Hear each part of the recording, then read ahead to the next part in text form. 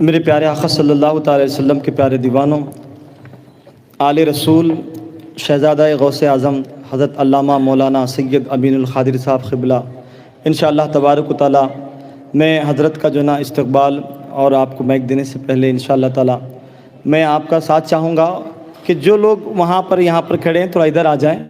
میرے پیارے آقا صلی اللہ تعالی وسلم کے پیارے دیوانوں، حضرت کا جو نا استقبال انشاءاللہ تعالی میں اس چیز سے بلانا چاہوں گا، اس طرح سے کہ رسول پاک کے جیسی کسی کی شان تھوڑی ہے، رسول پاک کے جیسی کسی کی شان تھوڑی ہے، میاں نعت نبی کہنا کوئی آسان تھوڑی ہے، میاں نعت نبی کہنا کوئی آسان تھوڑی ہے، اور نبی کے نام لیوا ہیں، نبی کے نام لیوا ہیں، نبی پر جان دے دیں گے، نبی کے نام لیوا ہیں، نبی پر جان دے دیں گے، نبی کی جان سے بڑھ کر ہماری جان تھوڑی ہے، نبی کی جان سے بڑھ کر ہماری جان تھوڑی ہے۔ حضرت کا استقبال نعرہ تکبیر اور نعرہ رسالت سے کریں۔ نعرہ تکبیر، نعرہ رسالت، نعرہ رسالت، سنی دعوت اسلامی، سید امین القادری صاحب قبلہ۔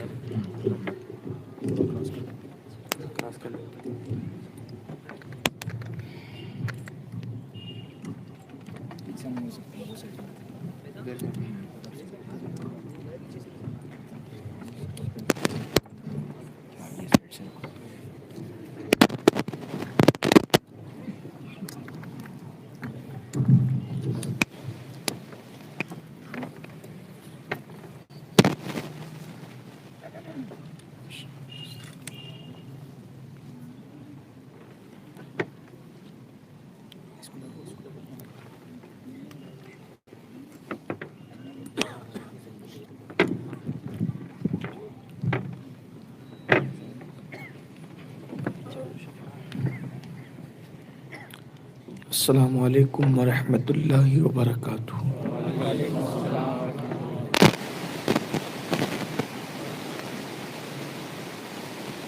والعاقبۃ للمتقین والصلاة والسلام علی سید الانبیاء والمرسلین وعلی آلہ واصحابہ الطیبین الطاہرین، اما بعد، فاعوذ باللہ من الشیطان الرجیم، بسم اللہ الرحمن الرحیم، ان بطش ربک لشدید، صدق اللہ العظیم۔ غوث اعظم بمن بے سر و ساما مدد، قبلہ دین مدد، کعبہ ایمان مدد، انتظار کرم تستمن عینی را، اے خدا جو خدا بین و خدا دا مدد، بگرداب بلا افتاد کشتی، ضعیفان و شکستہ را تو کشتی، بحق کے خواجہ عثمان ہارون، مدد کن یا معین الدین چشتی، مدد کن یا معین الدین چشتی، مدد کن یا معین الدین چشتی۔ انتہائی احترام و عقیدت کے ساتھ اپنے اور ساری کائنات کی مرکز عقیدت، دانائے سبل، مولائے کل، ختم الرسل، خسرو خوباں، سیاح لامکاں، وجہ کن فکاں، در اللہ المکنون، سر اللہ المخزون، عالم ما کان وما یکون، آب و گل انبیاء، جان و دل اصفیاء، مطلع ہر سعادت، مقطع ہر سیادت، خلاصہ کائنات، فخر موجودات، حضور احمد مجتبی محمد مصطفیٰ، ارواحنا فدا صلی اللہ تعالی علیہ وآلہ وصحبہ وبارک وسلم کی بارگاہ بے کس پناہ میں جس طریقے سے پڑھاؤں، بلند آواز سے میرے ساتھ مل کر پڑھیں۔ الصلاۃ والسلام علیک یا رسول اللہ، الصلاۃ والسلام علیک یا نبی اللہ، الصلاة والسلام عليك يا حبيب الله وعلى آلك وأصحابك يا نور الله صلی اللہ تعالی علیہ وسلم. دن لہو رزق خدا کھایا کیا، فرمان حق ٹالا کیا، شکر کرم ترس سزا، یہ بھی نہیں وہ بھی نہیں، ڈرتا تھا کہ عیسیاں کی سزا اب ہوگی یا روز جزا، تھا کہ عیسیاں کی سزا اب ہوگی یا روز جزا، دی ان کی رحمت نے صدا، یہ بھی نہیں وہ بھی نہیں. جس آیہ کریمہ کی تلاوت کی ہے اللہ تعالیٰ اس کے متعلق مجھے حق کہنے اور آپ تمامی خواتین و حضرات کو حق سن کر اس پر عمل کرنے اور اسے عام کرنے کی توفیق عطا فرمائے. مسلم امہ میں بہت ساری غلط فہمیوں کے ساتھ اور آدھے ادھورے علم کی وجہ سے جو معاملات اور مسائل پیدا ہو گئے ہیں، ان میں سے ایک یہ بات ہے کہ اللہ کے بارے میں جو مکمل طور پر صحیح اسلامی عقیدہ اور نظریہ تھا وہ کہیں نہ کہیں اس میں ہم سے بھول اور چوک ہو رہی ہے. جس مسلمان کو دیکھو وہ یہ کہتا نظر آتا ہے کہ مولانا کچھ بھی کرو اللہ رحیم و کریم ہے، وہ ہمیں بخش دے گا. اور جب یہ فکر انسان کے ذہن و دماغ کے اندر بس جاتی ہے کہ کچھ بھی کرو اللہ ہمیں بخش دے گا، وہ بڑا مہربان ہے، 70 ماؤں سے زیادہ پیار کرتا ہے اور اس کی محبتوں کی اس کے پیار کی کوئی انتہا نہیں، تو پھر بچپن سے ایک عقیدہ اور ایک نظریہ ذہن میں پروان چڑھتا ہے کہ وہ بخش دے گا، وہ معاف کر دے گا، کچھ بھی کرو معاف کر دے گا، وہ ہے بخشنے والا، وہ معاف کر دے گا. لیکن مجھے حیرت ہے جب ہم انبیاء کی زندگی پڑھتے ہیں، ہم صحابہ کی زندگی پڑھتے ہیں، ہم اولیاء کی زندگی پڑھتے ہیں، تو ان کی زندگی میں اللہ کی بخشش پر جو نظر ہے اس سے زیادہ نظر ان کی اللہ کی پکڑ پر ہوتی ہے. اس لیے کہ قرآن مقدس کے اندر جب ہم اللہ تبارک و تعالیٰ کی رحمت کا مطالعہ کرتے ہیں، مجھے اس سے کوئی انکار نہیں کہ وہ بخشنے والا ہے، بالکل بخشنے والا ہے. اگر وہ بخشنے پر آئے تو زمانے کو بخش دے، لیکن جب وہ رحمت والا ہے تو وہ غیرت والا بھی ہے. ہم نے اس کی صفت رحیمی پر توجہ دی ہے، صفت رحمت پر توجہ دی ہے، ہم نے اس کی صفت غیرت پر توجہ نہیں دی، اور صفت غیرت پر توجہ نہ دینے کی وجہ سے مسلم امہ گناہ کی طرف چل پڑی. اور یاد رکھیے جیسے بیماری سے پہلے آدمی جب مرتا ہے عام طور پر تو آثار کے طور پہ، موت کے آثار کے طور پر بیماری ہوتی ہے. آپ 90% لوگوں کو دیکھیں گے کہ وہ مرنے سے پہلے بیمار پڑتے ہیں، اور بیماری سے اندازہ ہوتا ہے کہ یہ انسان مر جائے گا. تو جیسے موت سے پہلے بیماری آتی ہے، اسی طریقے سے کفر سے پہلے انسان گناہ میں مبتلا ہوتا ہے. جیسے بیماری انسان کو موت تک لے جاتی ہے، ویسے گناہ انسان کو کفر تک لے جاتا ہے. اگر انسان گناہ کرتے کرتے یہ سوچتا رہے کہ اللہ معاف کر دے گا، اللہ معاف کر دے گا، اللہ معاف کر دے گا، تو ہم قرآن مقدس کے اندر صفت رحمت تو پڑھتے ہیں، ہم صفت غیرت پر کیوں توجہ نہیں کرتے؟ آج پوری دنیا جو بے چینی کا شکار ہے، آج پوری دنیا جو بے قراری کا شکار ہے، آج پوری دنیا جو مسائل کا شکار ہے، ہم دیکھتے ہیں جب بھی انسان پہ مصیبت آتی ہے، انسان کہتا ہے مجھ پہ کسی نے کچھ کر دیا، مجھ پہ کسی نے کچھ کر دیا، گھر میں برکت نہیں، مجھ پہ کسی نے کچھ کر دیا، بچی کو رشتہ نہیں، مجھ پہ کسی نے کچھ کر دیا، اولاد نہیں ہوتی، مجھ پہ کسی نے کچھ کر دیا، دھندا نہیں ہوتا، مجھ پہ کسی نے کچھ کر دیا۔ میرے عزیز، کسی نے ہم پہ کچھ نہیں کیا، ہم نے اپنے آپ پر کیا ہے۔ کیا کیا ہے کہ ہم نے گناہ کیا، ہم نے جرائم کیے، ہم نے پاپ کیا، تو اللہ نے اس پہ پکڑ کر کے ہمارے دل کا سکون چھین لیا۔ ہم کہتے ہیں کسی نے کچھ کیا، کسی نے نہیں، ہم نے کیا۔ اس لیے کہ قرآن کہتا ہے وَمَا أَصَابَكُم مِّن مُّصِيبَةٍ فَبِمَا كَسَبَتْ أَيْدِيكُمْ، کہ جو بھی تم پر مصیبت آتی ہے وہ تمہارے برے اعمال کی وجہ سے۔ اللہ کے رسول علیہ السلام نے فرمایا مسلمان کو ٹھوکر بھی اگر لگتی ہے تو اس کے گناہ کی وجہ سے لگتی ہے، مسلمان کے پیر میں کانٹا بھی چبھتا ہے تو اس کے گناہ کی وجہ سے چبھتا ہے، مسلمان کا اگر چراغ بھی بجھتا ہے تو اس کے گناہ کی وجہ سے بجھتا ہے۔ مسلمانوں، کیا جادو میں اتنی طاقت آ گئی؟ یقیناً جادو کا ایک اپنا اثر ہے، میں اس کا انکار نہیں کرتا۔ کیا جادو میں اتنی طاقت آ گئی کہ پوری دنیا پر ان کی حکومت ہو گئی؟ کہاں گئی اللہ کی طاقت؟ کہاں گئی وحدہ لا شریک کی طاقت؟ کیا پوری دنیا میں جادو کا زور چل رہا ہے؟ یہ یہودیوں کی فکر ہے، یہ عیسائیوں کی فکر ہے، یہ مشرکین کی فکر ہے، یہ مومن کی فکر نہیں ہے۔ معاملہ یہ ہے کہ ہم اپنے گناہوں کا ہار کسی کے بھی گلے میں ڈال دینا چاہتے ہیں، ہم اپنا احتساب کرنا نہیں چاہتے، ہم اپنے اعمال کا احتساب کرنا نہیں چاہتے۔ میرے بھائیوں، ہمارے بزرگوں کو جب ٹھوکر لگتی تھی تو وہ انگلیوں کا زخم بعد میں دیکھتے تھے، پہلے اللہ کی بارگاہ میں توبہ کرتے تھے، اس لیے کہ ان کو یقین تھا اگر مجھے ٹھوکر لگی ہے تو میرے کسی نہ کسی گناہ کی وجہ سے لگی ہے۔ وہ اپنی انگلیوں کے زخم کو بعد میں دیکھتے، پہلے رب کی بارگاہ میں توبہ کرتے۔ آج کی اس محفل میں میں اپنے بھائیوں سے عرض کرنا چاہتا ہوں، ہمارے مسائل کا حل کیا ہے؟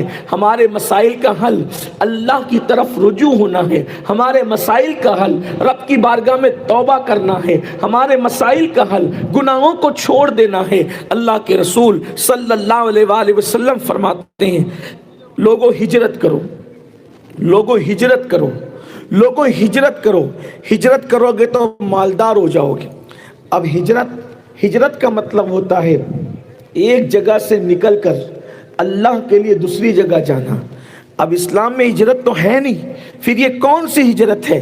تو میرے آقا علیہ السلام فرماتے ہیں سب سے بہترین ہجرت اللہ کو جو پسند ہے وہ گناہوں کو چھوڑ کر اللہ کی طرف آنا ہے، گناہوں کو چھوڑ کر نیکیوں کی طرف آنا ہے۔ تو میرے عزیز، میرے آقا صلی اللہ علیہ وآلہ وسلم کے دیوانوں، ہمارے مسائل کا سب سے بڑا اور سب سے عظیم حل یہ ہے کہ ہم گناہوں کے ماحول کو چھوڑ کر نیکیوں کی طرف آئیں۔ پھر دیکھیں ہمارے دل کا سکون، ہمارے گھر میں برکتیں، ہمارے گھر میں نعمتیں، ہماری عزتیں، اللہ ہمیں ساری نعمتیں عطا فرمائے گا۔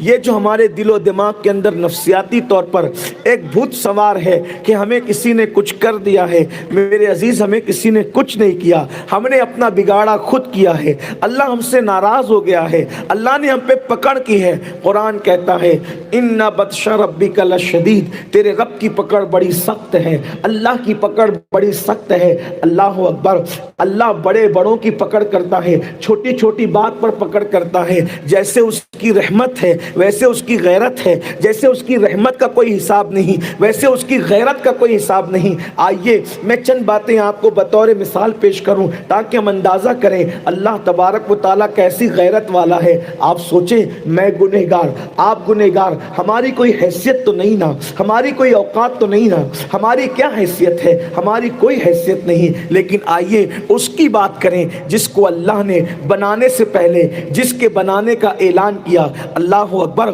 دنیا کا پہلا انسان میرے اللہ نے بنایا تو کس شان سے بنایا، کس اہتمام سے بنایا؟ پہلے فرشتوں کی محفل میں اعلان کیا انی جاعل فی الارض خلیفہ، کہ میں زمین پر اپنا خلیفہ بنانے والا ہوں۔ اس کے بعد فرشتوں کو بھیجا کہ جاؤ کعبۃ اللہ شریف کے قریب کی مٹی اٹھا کر کے لاؤ۔ فرشتے مٹی لے کر کے آئے، پھر اپنے دست قدرت سے میرے اللہ نے حضرت آدم کا وجود بنایا۔ حضرت آدم علیہ السلام میں اپنی روح پھونکی، کتنی شان کے ساتھ بنایا، کتنی عزت کے ساتھ بنایا، کتنے وقار کے ساتھ بنایا۔ پھر فرشتوں کو ان کے سامنے جھکایا۔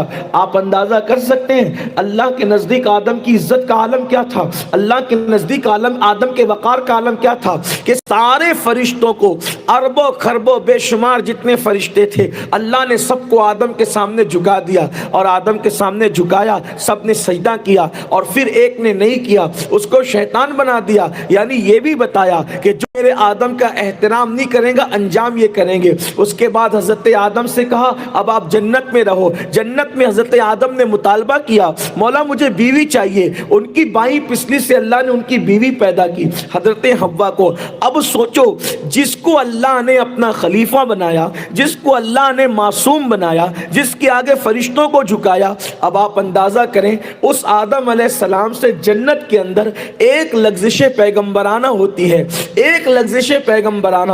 تھوڑا غور کرنا میری بات پر، میری قوم کے جوانوں میری بات پر غور کرنا۔ مصیبتیں کیوں ہیں، مشکلیں کیوں ہیں، مسائل کیوں ہیں، آنکھوں میں آنسو کیوں ہیں، چہرے پہ افسردگی کیوں ہے؟ اللہ اکبر، یہ روٹھا روٹھا ماحول کیوں ہے، یہ اجنبی اجنبی ماحول کیوں ہے، ہر جگہ ہمارے خلاف ماحول کیوں ہے؟ اللہ اکبر، جنت کے اندر آدم جیسی معصوم ہستی سے ایک لغزش پیغمبرانہ ہوتی ہے۔ آدم کو بس اتنا کہا جاتا ہے وَلَا تَقْرَبَا هَذِهِ الشَّجَرَةَ، اے آدم تم سب کھانا پینا لیکن یہ شجر کے قریب مت جانا۔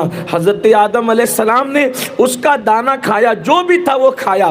آپ اندازہ فرمائیں اللہ کی غیرت۔ دیکھو جب رحمت کے اظہار پر آتے ہیں تو فرشتوں کو جھکاتے ہیں، جب رحمت کے اظہار پر آتے ہیں تو دست قدرت سے بناتے ہیں، جب رحمت کے اظہار پر آتے ہیں تو اپنا خلیفہ بناتے ہیں، جب رحمت کے اظہار پر آتے ہیں تو اللہ اکبر سب پر برتری دکھاتے ہیں۔ لیکن جب غیرت کے اظہار پر آتے ہیں اللہ اکبر ایک لغزش پیغمبرانہ ہے۔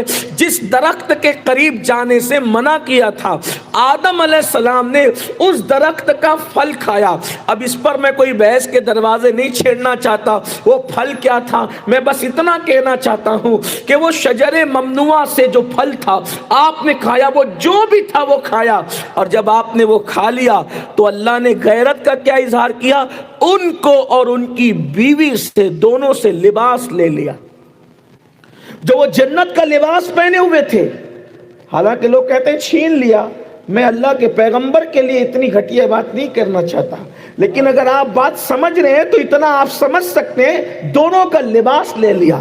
لباس لینے کے بعد ایک انسان کے جسم پہ لباس نہ ہو تو کیفیت کیا ہو آپ سمجھ سکتے ہیں؟ حضرت آدم کی بے چینی کا اندازہ کر سکتے ہیں؟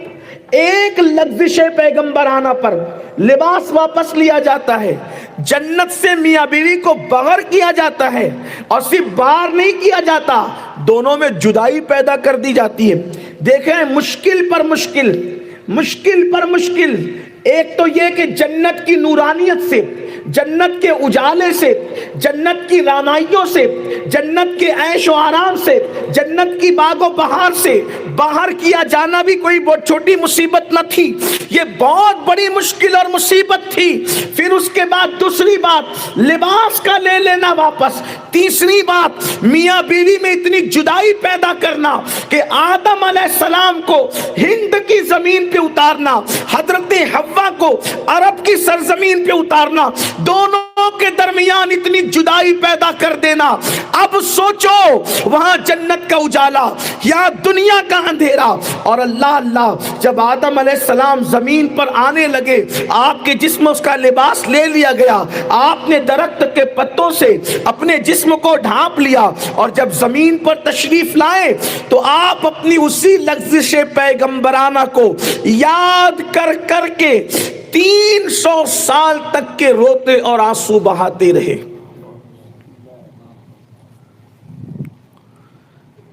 ایک طرف ایک معصوم کی لغزش پیغمبرانہ کو دیکھو، اور دوسری طرف ہماری قوم کے نوجوانوں کا زنا کے اڈوں کو آباد کرنا دیکھو۔ دونوں گناہوں، دونوں چیزوں میں کیا تقابل ہے؟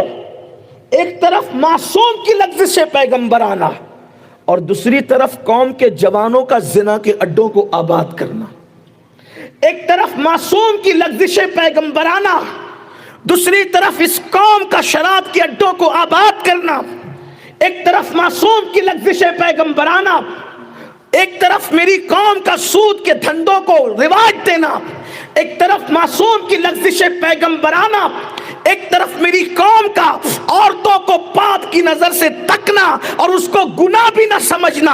ایک طرف معصوم کی لغزش پیغمبرانہ اور دوسری طرف چوری کر کے مسلمانوں کا کسی کا مال کو ہڑپ کر جانا اور اس کو گناہ بھی نہ سمجھنا۔ کبھی اندازہ کر سکتے ہو معصوم اگر لغزش پیغمبرانہ کا اظہار کرے جس میں کروڑ ہاں کروڑ اللہ کی حکمتیں ہوں تو جنت سے اس طرح باہر کیا جاتا ہے، اور 300 سال تک کے وہ معصوم آنسو بہاتا ہے، روتا ہے، گڑ گڑاتا ہے، اللہ کوئی جواب بھی نہیں دیتا۔ کبھی سوچا، کبھی غور کیا، جب معصوموں کے ساتھ غیرت کا یہ عالم ہے تو ہم جیسے مجرموں کے ساتھ غیرت کا عالم کیا ہوگا؟ اور ہم سوچتے ہیں ہم کچھ بھی کریں، ہم کچھ بھی کریں ہمارے گھروں میں اندھیرا نہیں ہوگا۔ آدم علیہ السلام کے ساتھ یہ سلوک کر کے، پہلے انسان کے ساتھ اس غیرت کا اظہار کر کے پوری دنیا کے انسانوں کو گویا کہ آگاہ کر دیا گیا، اٹینشن کر دیا گیا۔ جب محبوبوں کے ساتھ ہم ایسی غیرت کرتے ہیں تو تمہاری اوقات اور تمہاری حیثیت کیا ہے؟ اگر تم جرائم کرو گے تو تمہارے درمیان بھی میاں بیوی میں جدائی پیدا کر دیں گے۔ آج لوگ کہتے ہیں کہ آخر میری بیوی سے میری جدائی کیوں ہو گئی، طلاق کثرت سے کیوں ہو رہی ہے، میاں بیوی میں نا اتفاقیاں کیوں ہیں، میاں بیوی میں دوریاں کیوں ہیں، باپ بیٹے میں دوریاں کیوں ہیں، گھروں کے اجالے کیوں جا رہے ہیں، گھروں خوشیاں کیوں رخصت ہو رہی ہے؟ ارے کم سے کم اپنے باپ آدم علیہ السلام کا حال دیکھ لیے ہوتے تو اندازہ ہو جاتا۔ اللہ اکبر، آدم کسی گنہگار کا نام نہیں، آدم کسی خطا کار کا نام نہیں، آدم معصوم کا نام ہے، آدم اللہ کے پیغمبر کا نام ہے، آدم اللہ کے خلیفہ کا نام ہے، لیکن یہ لغزش پیغمبرانہ ہے جس کی بنیاد پر یہ سلوک کیا جاتا ہے اور ہمیں آگاہ کیا جاتا ہے۔ اب بتاؤ مسلمانوں، اب بھی ہم نہیں سمجھیں گے، اب بھی ہم بیدار نہیں ہوں گے؟ اللہ اکبر، جس قوم کا حال یہ ہو کہ صبح کرتے گناہ کرتے کرتے، رات کرتے گناہ کرتے کرتے، اور اس کے بعد پھر سوچتے ہیں گناہ پہ گناہ کریں گے، پاپ پر پاپ کریں گے، عیاشیوں پہ عیاشیاں کریں گے، اور اس کے بعد ہمارے گھروں میں خوشیاں کھیلے گی، ہمیں اللہ راحتیں دے گا، اللہ ہمیں دولتیں دے گا، اللہ ہم سے نعمت چھینے گا نہیں۔ آپ کہتے ہیں یار کافر لوگ تو بہت کچھ کرتے ہیں، ان کو انعامات پر انعامات ملتے ہیں۔ میں آپ سے پوچھنا چاہتا ہوں میرے عزیز، یہ تو بتا، اگر 2 بچے کسی کے لڑ رہے ہوں، یا 2 بچے کسی کے شراب پی رہے ہوں، یا 2 بچے کسی کے زنا کر رہے ہوں، یا 2 بچے کسی کے گناہ کر رہے ہوں، ایک کسی غیر کا بچہ اور ایک اپنا بچہ، تو آدمی تماچا کس کو مارتا ہے؟ بولو، اپنے بچے کو، کیونکہ اس سے پیار ہے۔ بلا تمثیل دنیا کے مشرکین یہودی نصارہ کچھ بھی کریں، ان کو ڈھیل دی جاتی ہے کہ تمہارا ٹھکانہ تو ہمیشہ کے لیے جہنم ہے، لیکن مومن چھوٹی سی غلطی کرتا ہے تو اس کو سزا دی جاتی ہے، اس لیے کہ اللہ غیرت تم پر کرتا ہے، اس لیے کہ وہ یہ چاہتا ہے کہ یہی تم سدھر جاؤ تاکہ تم جہنم کی آگ سے بچ جاؤ، اور جن کے لیے ہمیں ہمیشہ جہنم کی آگ ہے ان کو ڈھیل پر ڈھیل دی جاتی ہے تاکہ وہ مزید گناہوں کے اندر ڈوبتے چلے جائیں۔ یہ غیرت ہے ایک باپ کی جو اپنے بیٹے کو تماچا مارتا ہے۔ میرا اللہ اولاد سے پاک ہے لیکن اپنے بندوں سے 70 70 ماؤں سے زیادہ پیار کرتا ہے، تو بندہ جب کوئی غلطی کرتا ہے تو اللہ اس کے گناہ کی سزا اس کو فوراً دیتا ہے۔ ایک بزرگ فرماتے ہیں رات میں اگر مجھ سے کوئی گناہ ہوتا ہے تو صبح اس کا اثر میں اپنی سواری پر دیکھتا ہوں، میں اپنے بچوں پہ دیکھتا ہوں، میں اپنی بیوی پہ دیکھتا ہوں۔ میرے پیارے آقا صلی اللہ علیہ وآلہ وسلم کے پیارے دیوانوں، ذرا غور تو کرو، 300 سال تک کے آدم علیہ السلام آنسو بہاتے ہیں، رب کی بارگاہ میں توبہ کرتے ہیں، اللہ کی بارگاہ میں معافی مانگتے ہیں، لیکن کوئی جواب نہیں دیا جاتا۔ یہ میرے اللہ کی غیرت ہے۔ اللہ اکبر۔ حضرت سیدنا یونس علیہ السلام، اللہ نے ان کو قوم کے درمیان دعوت و تبلیغ کے لیے بھیجا۔ آپ دعوت و تبلیغ کے لیے نکلے، قوم کو سمجھایا، قوم شرک کر رہی تھی، نافرمانی کر رہی تھی۔ حضرت یونس علیہ السلام نے کیا کیا؟ اللہ نے ان کو دین کی دعوت کے لیے بھیجا تھا۔ حضرت یونس علیہ السلام اپنی قوم سے بدظن ہو کر کہ یہ میری بات مانتے نہیں، اللہ سے اجازت لیے بغیر، اللہ کی اجازت کے بغیر آپ قوم کو چھوڑ کر نکل کر کے چلے گئے۔ بیوی کو ساتھ لیا، بچوں کو ساتھ لیا، اور آپ نے اللہ سے اجازت نہیں لی۔ حالانکہ بھیجا کس نے تھا؟ اللہ نے بھیجا تھا، تو اجازت اللہ سے لینی تھی، لیکن آپ نے اجازت نہیں لی اور بغیر اجازت آپ نکل گئے۔ یہ آپ سے لغزش پیغمبرانہ ہوئی۔ معصوم کوئی گناہ نہیں کرتا، خطا نہیں کرتا، لیکن یہ لغزش پیغمبرانہ تھی۔ آپ نکلے بیوی کو لے کر کے، بچے ساتھ میں تھے، بیوی سے فرمایا تم یہاں رکو، پہلے میں اپنے ایک بچے کو جو ہے وہ دریا پار کرا دوں۔ اللہ اکبر۔ یا پھر فرمایا کہ تم لوگ یہاں رکو، میں آ کر کے تھوڑا سا کچھ کام کر کے آؤں یا تمہارے لیے انتظام کر کے آؤں۔ مختلف روایات ہے، لیکن جب اللہ آپ تشریف لائے واپس تو کیا دیکھا کہ بیوی اور بچوں کو جانور اٹھا کر کے لے گیا۔ بعض لوگوں نے یہاں تک لکھا، مفسرین نے، کہ آپ اپنے بچوں کو کندھے پہ بٹھا کر دریا پار کرا رہے تھے، ایسے میں ایک موج آئی اور دریا کے اندر بچے آپ کی نگاہوں کے سامنے ڈوب گئے۔ اللہ اکبر۔ آپ اندازہ کریں، پھر آپ نے سوچا اس طرح دریا کے پار جانا ممکن نہیں ہے، تو وہاں پر آپ کو ایک کشتی نظر آئی، آپ کشتی کے اندر بیٹھ گئے۔ اب آپ اکیلے تھے، بیوی کے گم ہو جانے کا صدمہ تھا، بچوں کے ڈوب جانے یا جانوروں کے کھا جانے کا صدمہ تھا۔ آپ کشتی میں بیٹھے تھے، بڑے پریشان حال تھے۔ کشتی جیسے بیچ دریا میں پہنچی، کشتی بھی ہچکولے کھانے لگی، تو وہاں پر ملاح جو تھا اس نے کہا میرا برسوں کا تجربہ ہے، جب بھی کوئی غلام اپنے آقا کی مرضی کے بغیر بھاگ کر کے جاتا ہے تو بیچ دریا میں ایسی کشتی ہچکولے کھاتی ہے۔ بتاؤ تم میں کون ہے جو اپنے مالک کا بھاگا ہوا غلام ہے اور وہ اپنے مالک کی اجازت کے بغیر بھاگ رہا ہے؟ وہ جلدی سے دریا کے اندر چلا جائے ورنہ کشتی ڈوب جائے گی۔ اب وہاں کوئی غلام تو بظاہر تھا نہیں، تو اللہ نے کہا ایسے نہیں نکلو گے تم، سب اپنے اپنے نام بتاؤ، میں نام کا قرعہ ڈالتا ہوں، ابھی پتا چل جائے گا کہ کون بھاگا ہوا غلام ہے۔ سب کا نام ڈالا گیا۔ پہلی مرتبہ میں یونس علیہ السلام کا نام آیا، دوسری مرتبہ بھی یونس علیہ السلام کا نام آیا، تیسری مرتبہ بھی یونس علیہ السلام کا نام آیا۔ پھر آخر حضرت یونس علیہ السلام نے روتے ہوئے کہا ہاں میں ہی اپنے مالک کا بھاگا ہوا غلام ہوں، اور اس کے بعد آپ کو دریا میں ڈال دیا گیا۔ میرے آقا صلی اللہ علیہ وسلم کے پیارے دیوانوں، آپ یہ اندازہ نہیں کر رہے ہیں آخر قرآن مقدس میں کیا قصے بیان کیے گئے؟ قرآن مقدس میں معاذ اللہ کیا واقعات بیان کیے گئے؟ یہ واقعات کس کے لیے تھے؟ یہ قصے کس کے لیے تھے؟ یہ قصص کس کے لیے تھے؟ ہماری عبرت کے لیے تھے۔ تھوڑی دیر غور تو کرو۔ اللہ اکبر۔ ایک اللہ کا پیغمبر ہے حضرت یونس علیہ السلام، اور وہ صرف اللہ کی اجازت کے بغیر اپنی فیملی کو لے کر کہیں جا رہے ہیں، اور پھر حال یہ ہوتا ہے نظر کے سامنے بچوں کو درندہ کھا جاتا ہے یا بچے دریا میں ڈوب جاتے ہیں، اور بالآخر آپ کو بھی دریا کے اندر جانا پڑتا ہے۔ اور جیسے یونس علیہ السلام نے دریا کے اندر قدم رکھا، اللہ نے دریا کی مچھلی کو حکم دیا یونس کو نگل لیا جائے، اور پھر دریا کے اندر وہ مچھلی تھی جس نے یونس علیہ السلام کو اپنے اندر نگل لیا، اور آپ دریا کے پیٹ میں تھے۔ اللہ اکبر۔ 40 دن تک اللہ کا پیغمبر یونس علیہ السلام دریا کے اندر مچھلی کے پیٹ میں رہے۔ اللہ رب کی بارگاہ میں توبہ کرتے رہے، رب کی بارگاہ میں اللہ کو مناتے رہے، لیکن کوئی جواب جواب نہیں آیا. 40 دن تک مچھلی کے پیٹ میں اللہ نے کوئی جواب نہیں دیا. سوچو تو صحیح میرے پیارے آقا علیہ السلام کے پیارے دیوانوں, آج یہ کہتے ہو لوگ ہمیں کاٹنے چلے ہیں, لوگ ہمیں مارنے چلے ہیں, لوگ ہمیں تباہ کرنے چلے ہیں. مولانا مصیبت اور مشکل میں ہے, قرآن مقدس کے اندر یہ واقعات نہیں دیکھتے کیا؟ یہ واقعات پکار پکار کر ہمیں نہیں کہہ رہے ہیں کہ جب مقبول اور محبوب بندوں کے لیے یہ اظہار غیرت ہے تو اللہ اکبر. قوم کے وہ جوان جو اللہ پانچوں وقت کی نماز میں غیر حاضر ہے, جمعہ کی 2 رکعت پڑھ کر ایسے بھاگتے ہیں جیسے اسکول سے چھٹی ہونے پر اسکول کے بچے بھاگتے ہیں. کیرم کلبوں کے لیے وقت ہے, تاش کے پتوں کے لیے وقت ہے. اللہ اکبر. اور پھر بڑی معذرت کے ساتھ کچھ باتوں کا ذکر کرتے ہوئے تو مجھے بھی شرم اور حیا آتی ہے, لیکن مجبور ہوں خوگرے حمد سے تھوڑا سا گلا بھی سن لے. اللہ اکبر. یہ وہ امت تھی جس کو قوموں کی قیادت کے لیے بھیجا گیا تھا, یہ وہ امت تھی جس کو قوموں کی امامت کے لیے بھیجا گیا تھا. اس قوم کا ماضی کیا ہے؟ اس قوم کا ماضی یہی تو ہے. اللہ اکبر.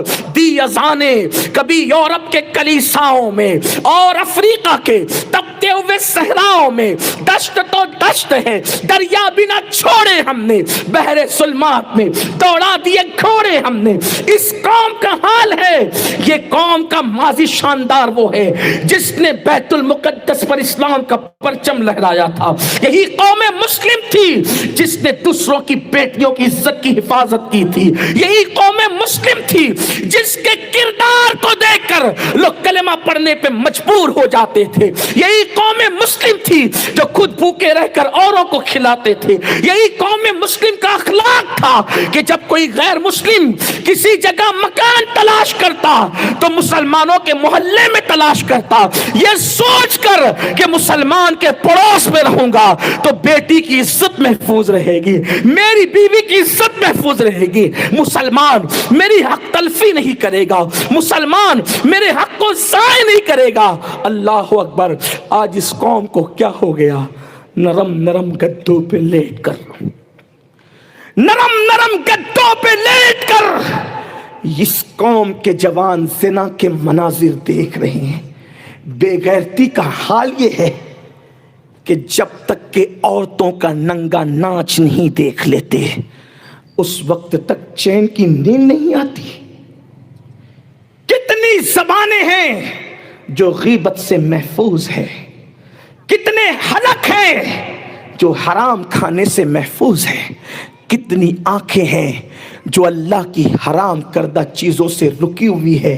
کیا سمجھتے ہو تم کسی مٹی اور پتھر کے خدا کو نہیں مانتے, تم اس زندہ حی و قیوم رب محمد کا کلمہ پڑھتے ہو جس کی غیرت کا عالم یہ ہے کہ یونس جیسا پیغمبر بغیر اجازت کے قوم کا شہر چھوڑ دے تو انہیں دریا کے اندر مچھلی کے پیٹ میں ڈالا جائے, اور اللہ کا پیغمبر 40 دن تک پکارے تو کوئی جواب بھی نہ دے. یہ شان بے نیازی ہے.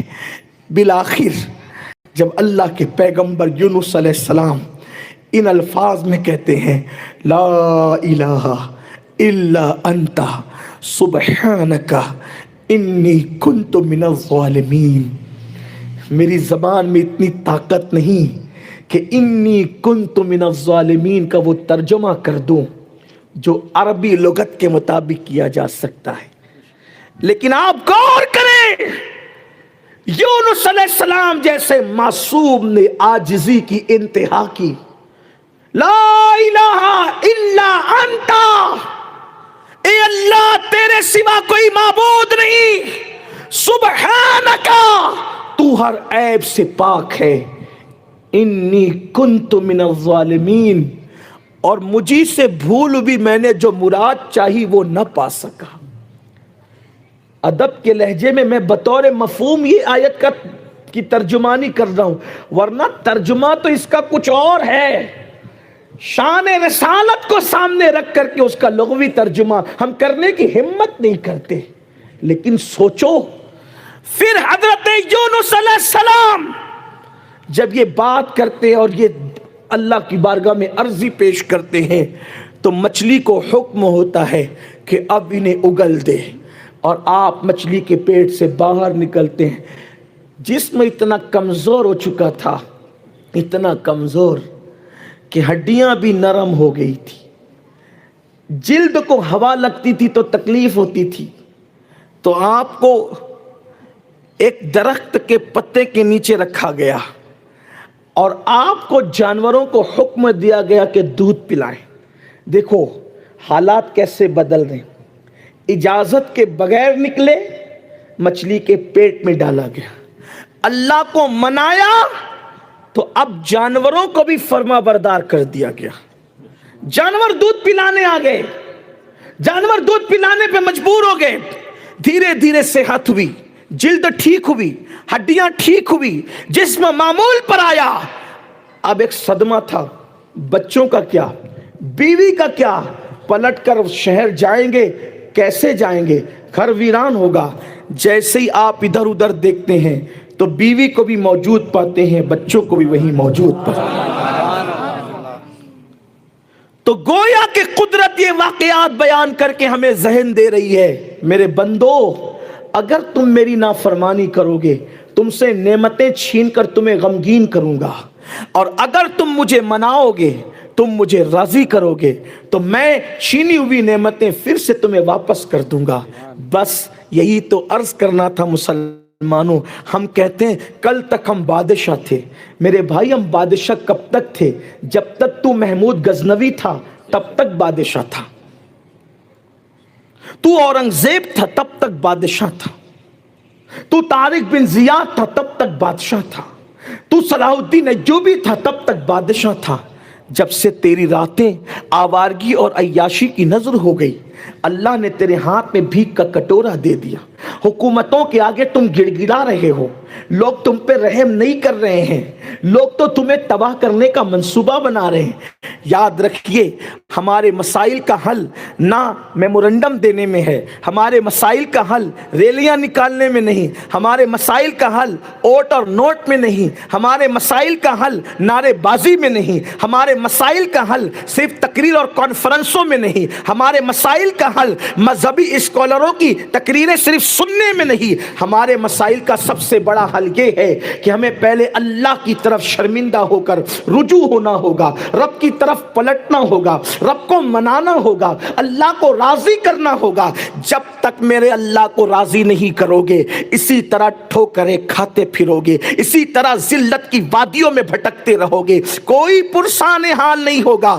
کل بھی ہمارے مسائل کا حل اللہ کی چوکھٹ پر تھا، اور آج بھی ہمارے مسائل کا حل اللہ کی چوکھٹ پر ہے۔ کیوں اللہ سے رشتہ کمزور کر رکھا ہے؟ کیوں اللہ تبارک و تعالیٰ سے دور بھاگتے ہو؟ سن لو، میرا اللہ بڑا رحمان و رحیم ہے۔ جہاں وہ غیرت والا ہے وہی رحمت والا ہے، جہاں رحمت والا ہے وہی غیرت والا ہے۔ تو اس کی غیرت سے کبھی مایوس مت ہونا، وہ رحمت والا بھی ہے، اور اس کی رحمت سے کبھی غافل مت ہونا، وہ غیرت والا بھی ہے۔ وہ اگر ناراض ہوتا ہے تو وہ جلدی سے مان بھی جاتا ہے۔ یاد رکھنا سب کو منانا مشکل ہے، رب کو منانا بہت آسان ہے۔ اگر اپنے گناہوں کے ساتھ شرمندگی لے کر اللہ کی بارگاہ میں پلٹو گے تو میرا اللہ کیا فرماتا ہے؟ اللہ اکبر۔ اب وہ غیرت کرتا ہے تو پھر رحمت بھی کیسے کرتا ہے، اور رحمت کرتا ہے تو غیرت بھی۔ میں یہی تو قوم سے کہنا چاہتا ہوں، جو صرف رحمت پر تکیہ کر کے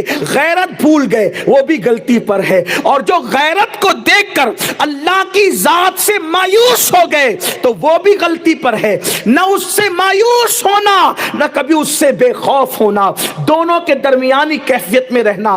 الایمانو بین الخوف والرجا، ایمان دونوں کے درمیان کی کیفیت کا نام ہے۔ نہ مایوس ہو جاؤ نہ بے باک ہو جاؤ، خوف بھی رکھو امید بھی رکھو۔ اللہ اکبر۔ میرا اللہ بڑا کریم ہے، آؤ اس سے قریب آؤ، اس سے کمزور رشتے کو دوبارہ بحال کرو، تجدید وفا کرو، اس کی طرف پلٹنے کی کوشش کرو، اس کی طرف واپس آنے کی کوشش کرو۔ جانتے ہو میرا اللہ کیسا کریم ہے، وہ کیسا مہربان ہے۔ اللہ اکبر۔ جب رات آتی ہے نا، جب شام ہوتی ہے، سورج غروب ہونے لگتا ہے تو اپنی رحمت کی چادر پھیلا کر اپنے بندوں کو اعلان کر کے پکار پکار کر کہتا ہے، اے دن کے پاپیوں، آؤ سورج غروب ہونے سے پہلے پہلے میری بارگاہ میں توبہ کر لو تاکہ میں تمہیں معاف کر دوں۔ اور پھر جب صبح ہونے والی ہوتی ہے تو رات کی آخری پہر میں اپنے بندوں سے مخاطب ہو کے کہتا ہے اے رات کے پاپیوں، اس سے پہلے کہ صبح ہو جائے میری بارگاہ میں توبہ کر لو تاکہ میں تمہیں معاف کر دوں۔ یاد رکھنا، سب کو منانا مشکل ہے، رب کو منانا بہت آسان ہے۔ مسلمانوں آؤ، اپنے مسائل کا حل رب کو منانے میں ہے، اس کو منا لیتے ہیں۔ اور میں جب یہ حدیث پر آتا ہوں تو میری طبیعت مچل جاتی ہے، میرا جی چاہتا ہے کہ میں رقص کروں اس حدیث کو پڑھ کر۔ پتہ ہے کون سی حدیث؟ میرا اللہ خود فرماتا ہے جب میرا بندہ میری طرف ایک مشت آتا ہے تو میں اس کی طرف ایک بالشت آتا ہوں، جب میرا بندہ میری طرف چل کر آتا ہے تو میں اس کی طرف دوڑ کر جاتا ہوں۔ اللہ اکبر۔ علماء محتاطین کہتے ہیں کہ اللہ فرماتا ہے جب میرا بندہ میری طرف چل کر آتا ہے تو میری رحمتیں اس کی طرف دوڑ کر کے جاتی ہے۔ آؤ نا، کسی کی طرف جرم کر کے جاؤ تو لوگ بھاگتے ہیں، کسی کی طرف جرم کر کے جاؤ لوگ نفرت کرتے ہیں، کسی کی طرف جرم کر کے جاؤ لوگ تانا دیتے ہیں۔ کیسا اللہ ہمارا ہے، کیسا کریم ہے کہ فرماتا ہے اگر تم گناہ کر کے میری طرف آؤ گے نا توبہ کی نیت سے تو میری رحمت تمہاری طرف دوڑ کر کے آئے گی۔ بلکہ آپ کو بتاؤں، حدیث پاک میں آتا ہے، اللہ اکبر، میرے آقا فرماتے ہیں جب کوئی بندہ گناہوں کے ماحول سے نکل کر اللہ کی طرف آتا ہے تو اللہ کو اتنی خوشی ہوتی ہے جیسے مرنے والے کو نئی زندگی پانے پر خوشی ہوتی ہے، اس سے زیادہ خوشی اللہ کو اپنے بندوں کو لوٹنے پر ہوتی ہے، بندوں کی توبہ پر ہوتی ہے۔ میری قوم کے جوانوں، ہندوستان میں جس ماحول میں ہم جی رہے ہیں یہ ماحول بدلے گا، یہ ماحول تبدیل ہوگا۔ یاد رکھنا، فرعون کب تک رہا، فرعونیت کب تک رہی، بس بات اتنی ہے، بنی اسرائیل بدل گئے، ماحول بدل گئے۔ یہی ہوا۔ نمرود کب تک رہا، نمرودیت کب تک رہی، بس اس دور کے مسلمان بدل گئے، حضرت ابراہیم کی بات ماننے لگے، حالات بدل گئے۔ اسی طرح سے یزید کب تک رہا، یزیدیت کب تک رہی، جب لوگ بدلے حالات بدلے۔ اس لیے حالات بدلیں گے، تیزی سے بدلیں گے، آپ کی توقع سے زیادہ بہتر ہوں گے۔ وقت کا فرعون پھر کیفر کردار تک پہنچے گا، وقت کا مغرور نمرود پھر کیفر کردار تک پہنچے گا۔ بس بات اتنی ہے، قوم کو موسیٰ کے کردار پر آنے کی ضرورت ہے، قوم کو ابراہیم کے کردار پر آنے کی ضرورت ہے۔ اور اگر یاد رکھنا، یہی زنا کا شوق، یہی جوا کا شوق، یہی جرائم کا شوق، یہی پاپ کے اڈوں کو آباد کرنے کا شوق، ہاں رات کے 3 بجے تک فضول گھوم کر کے صبح دوپہر 12 بجے تک بستروں میں پڑے رہنے کی کیفیت، نہ مسجدوں کو ویران کرنے کی کیفیت، اللہ کے گھروں کو ویران کرنے کی یہی صورتحال رہی تو میری بات یاد رکھنا، بطور بددعا نہیں کہہ رہا ہوں بلکہ بطور پیشن گوئی کہہ رہا ہوں، اگر ہندوستان میں مسلم جوانوں کا یہی حال رہا تو اس سے بدترین حالات دیکھو گے اور تمہاری داستان تک بھی نہ ہوگی داستانوں میں۔ اور اگر اللہ کی طرف رجوع کر لیا، جتنی جلدی رجوع کرو گے اتنی جلدی حالات تبدیل ہوں گے۔ اور یاد رکھنا، اے میری قوم کے جوانوں، بوڑھوں کی توبہ سے صرف ان کے گناہ معاف ہوتے ہیں، لیکن جوانوں کی توبہ سے گناہ بھی معاف ہوتے ہیں، حالات بھی تبدیل ہوتے ہیں۔ جوانوں کی توبہ بڑی اہمیت رکھتی ہے۔ آؤ میری قوم کے جوانوں، گناہ میں کچھ نہیں رکھا ہے، جہاں گناہ ہے وہاں فنا ہے، جہاں گناہ ہے وہاں بربادی ہے، جہاں گناہ ہے وہاں تباہی ہے۔ یاد رکھیے، کچھ نہیں رکھا ہے۔ جو زنا کے اڈوں کی طرف فلمیں دیکھ کر جا رہے ہو، جہاں گندی فلمیں دیکھ کر جرائم کی طرف جا رہے ہو، یہ تباہی ہوگی۔ تمہیں پتا ہے شراب اور زنا نے بادشاہوں کے ہاتھ میں بھیک کے کٹورے تھما دیے۔ چھوٹی سی دولت آ جاتی ہے ہاتھ میں، تھوڑا سا پیسہ ہاتھ میں آ جاتا ہے تو خدا کو بھول کر گناہوں کے اڈوں کو آباد کرتے ہو۔ خدا کے لیے ایسا نہ کرو۔ قرآن مقدس کے اندر ان قوموں کا ذکر پڑھو، کسی پر اللہ نے پتھروں کی بارش کر دی، کسی کو اللہ نے ہواؤں سے ہلاک کر دیا۔ کسی کو اللہ نے زمین میں دھسا دیا, کسی کے چہرے کو اللہ نے سور اور بندر کی طرح کر دیا. یہ قوموں کے واقعات قرآن میں کیوں ہیں؟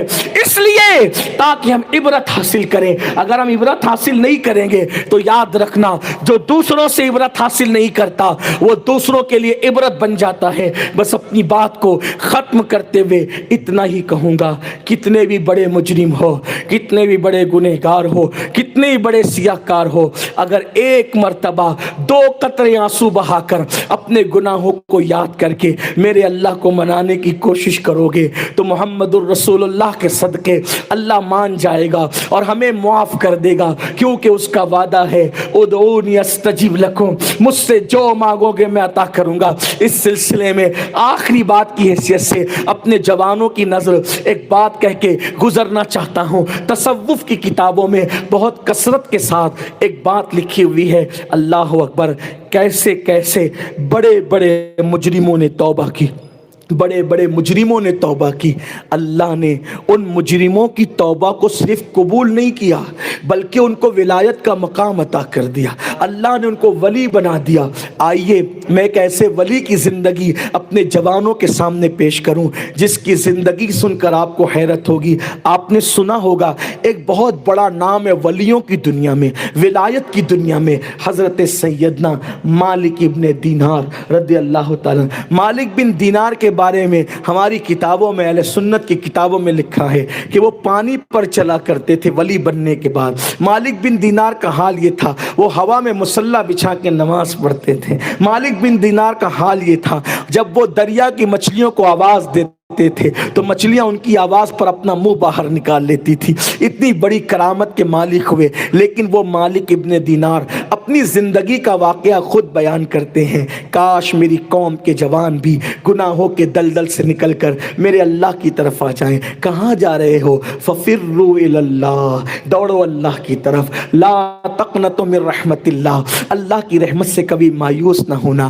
یاد رکھنا میرے بھائی, اگر اسی طرح گناہ کرتا رہا ایک دن موت ہے موت. جس دن روح کا رشتہ جسم سے ٹوٹ جائے گا تو پچھتائے گا, لیکن اس دن پچھتانا کام نہیں آئے گا. جب تیرے حلق میں روح اٹک جائے گی تو اس وقت تو توبہ کرنا چاہے گا تو تیرے لیے توبہ کا دروازہ بند ہو جائے گا. اس سے پہلے کہ تیرے لیے توبہ کا دروازہ بند ہو جائے تو اللہ کی بارگاہ میں پلٹ جا, ابھی پلٹنے کا وقت ہے. توبہ کو کل پہ نہ ٹال, نماز پڑھنے کو کل پہ نہ ٹال, داڑھی رکھنے کو کل پہ نہ ٹال. یاد رکھنا میرے بھائی, کل کسی کی زندگی میں کبھی نہیں آتا, آج ابھی اسی وقت پلٹ جا. اور ہاں یاد رکھنا, ایسی تقریریں سن کر تو نے بار بار استغفر اللہ پڑھا ہے, میں تجھے استغفر اللہ پڑھنے کی بات نہیں کرتا, میں تجھے توبہ کرنے کی بات کرتا ہوں. یاد رکھنا, طوطے کی طرح کلمہ پڑھنا نہ کسی کو کام آیا ہے نہ ہمیں کام آئے گا. طوطوں کی طرح استغفر اللہ پڑھنا نہ کسی کو کام آیا ہے نہ ہمیں کام آئے گا. اگر توبہ کرنا ہے تو اس کی طرح توبہ کر جیسے حضرت مائز نے توبہ کی تھی. اگر توبہ کرنا ہے تو اس کی طرح کر جیسے خالد ابن ولید نے توبہ کی تھی. اگر توبہ کرنا ہے تو اس کی طرح کر جیسے دہیہ کلبی نے توبہ کی تھی. توبہ کرنا ہے تو اس کی طرح کر جیسے حبیب اجمی نے توبہ کی تھی. توبہ کرنا ہے تو اس کی طرح کر جیسے بشر حافی نے توبہ کی تھی. توبہ کرنا ہے تو اس کی طرح کر جیسے فضیل بن عیاض نے توبہ کی تھی. توبہ کرنا ہے تو اس کی طرح کر جیسے مالک بن دینار نے توبہ کی تھی. وہ کیسی توبہ تھی, وہ کیا توبہ تھی. یاد رکھنا, جب اللہ کسی کو اپنے قریب کرنا چاہتا ہے تو ایسے ہی کسی فقیر کو صدا لگانے کے لیے بھیج دیتا ہے. ہم کوئی نہیں, ہماری کوئی حیثیت نہیں, ہم کچھ نہیں, بس اللہ کسی فقیر کو بھیجتا ہے تاکہ لوگوں تک اللہ کی باتیں پہنچے اور لوگ اللہ کی طرف پلٹ آئیں. اللہ اکبر. مالک بن دینار کہتے ہیں میں پولیس آفیسر تھا, میں پولیس میں تھا. اللہ اکبر. وہ اپنی داستان خود بیان کرتے ہیں, کہتے ہیں کہ میں پولیس میں تھا, بادشاہ کا بہت بڑا پولیس تھا, بڑا نمائندہ تھا. اللہ نے مجھے بہت دولت دے رکھی تھی. ظاہر سی بات ہے انسان کو جب دولت ملتی ہے تو اس کے قدم زمین پہ کم ٹکتے ہیں, مگر یاد رکھنا اللہ کسی کو دولت دے کر آزماتا ہے, کسی سے دولت چھین کر آزماتا ہے. کبھی کبھی اللہ جوانی دے کر آزماتا ہے. جوانی کے نشے میں جوانی دینے والے خدا کو مت بھول جانا, جوانی کے نشے میں طاقت دینے والے رب کو مت بھول جانا. یاد رکھنا اس کی پکڑ بڑی سخت ہے. اس کی پکڑ سے معافی طلب کرو. لوگ کہتے ہیں مولانا اللہ کریم ہے معاف کر دے گا. میں نے کہا یہ فلسفہ کیا صحابہ کو نہیں پتا تھا؟ ام المومنین سیدہ عائشہ جس کے بستر پہ قرآن نازل ہوتا تھا وہ اللہ کے خوف سے اتنا روتی تھی کہ روتے روتے جب وہ آنسوؤں کو دوپٹے سے پوچھتی تھی تو ان کا دوپٹہ اتنا تر ہو جاتا تھا کہ نچوڑا جائے تو اس سے آنسو ٹپکتے تھے. اللہ اکبر. آپ کو کیا پتا، ہم تو وہ نیکیاں کر کے روتے تھے اللہ کے خوف سے، اور ہم گناہ کر کے ہنستے ہیں. ہم گناہ کر کے بے باک ہیں. موت بھول گئے، قبر بھول گئے، حشر بھول گئے، خدا کی غیرت بھول گئے، جہنم کا عذاب بھول گئے. اور اب تو ہمارے اسٹیجوں سے جنتیں بٹتی ہے. جن کو خود اپنے جنت میں جانے کا کوئی ٹھکانہ آتا پتہ نہیں، وہ کہتے ہیں تم جنتی ہو. ہنسنے کی بات نہیں. ایسے لوگ تمہارے دشمن ہیں جو تمہارے جنتی ہونے کا اعلان کر رہے ہیں. جن کے 2 بیٹے جنتی جوانوں کے سردار تھے، جن کی بیوی جنتی عورتوں کی سردار، جو خود ولیوں کا سردار، رسول اللہ کے داماد، چوتھے خلیفہ راشد مولائے کائنات سیدنا علی مرتضیٰ، رات کے آخری حصے میں اللہ کے خوف سے ایسے تڑپ تڑپ کے روتے تھے جیسے کسی کو سانپ ڈس لیتا ہے تو وہ کیسے تڑپ کے روتا ہے، ایسے علی مرتضیٰ تڑپ کے روتے تھے اور داڑھی پکڑ کے کہتے تھے اللہ علی کو بخش دے. جس کے بیٹے جنتی جوانوں کے سردار ہیں وہ کیوں کہتے تھے اللہ علی کو بخش دے؟ ارے علی تو علی ہے. جن کے پیچھے مولا علی نے نمازیں پڑھی وہ صدیق اکبر راتوں کو رو کر کے کہتے اللہ تو نے مجھے پیدا نہ کیا ہوتا، کاش میں کسی مسلمان کے، سچے مسلمان کے سینے کا ایک بال ہوتا تاکہ قیامت کے دن تیری بارگاہ میں جواب دینے سے بچ جاتا. وہ عمر ابن خطاب جس کا ذکر توریت اور انجیل میں بھی تھا، وہ کہتے کاش عمر کی ماں نے عمر کو نہ جنا ہوتا، میں ایک پرندہ ہوتا، مجھے ذبح کر کے کوئی کھا لیتا، میرا قصہ تمام ہو جاتا تاکہ قیامت میں اللہ کی بارگاہ میں جواب دینے سے بچ جاتا. میرے عزیز بھائی، سارے گناہ کر کے نماز چھوڑ کے تو اپنے آپ کو جنتی سمجھ بیٹھا.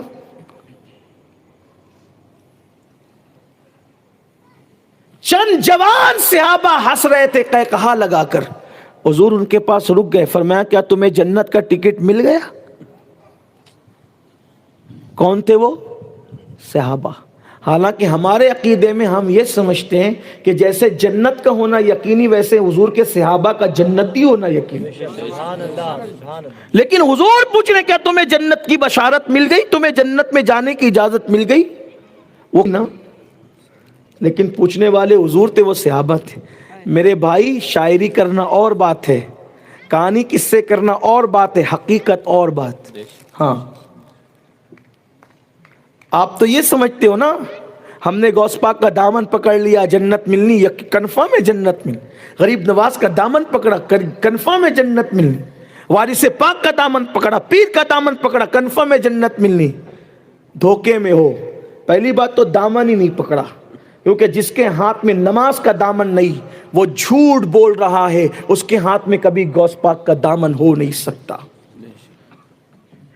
جس کے ہاتھ میں نماز کا دامن نہیں اس کے ہاتھ میں غریب نواز کا دامن کبھی نہیں ہو سکتا. کیوں؟ اس لیے کہ اللہ کے رسول نے فرمایا جس نے جان بوجھ کے نماز چھوڑ دی میں محمد اس سے بیزار ہوں، قیامت کے دن اس کے ساتھ میرا کوئی وعدہ نہیں ہے. کون سی دنیا میں ہو،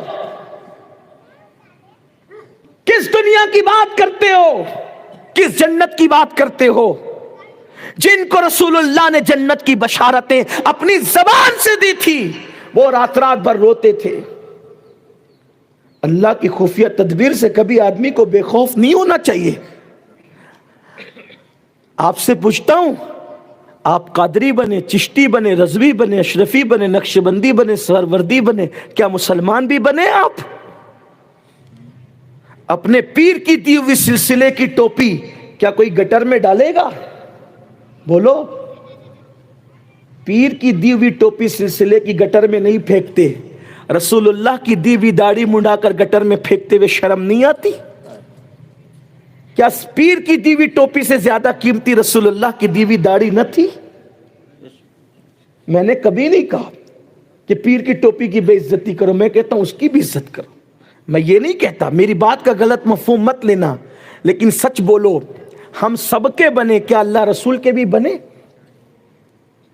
میرے پیر نے یہ کہہ دیا، میں اس کے خلاف نہیں کر سکتا. میں نے کہا پہلے اللہ کی بات تو مان. فجر میں سوتا پڑا ہے، الصلاۃ خیر من النوم کی صدائیں آ رہی ہے، بتا تو کہاں ہے؟ لبیک یا رسول اللہ کا نعرہ تو اتنی زور سے لگاتا ہے کہ میدان گونج جاتے ہیں. کبھی سوچا لبیک یا رسول اللہ کا مطلب کیا ہے؟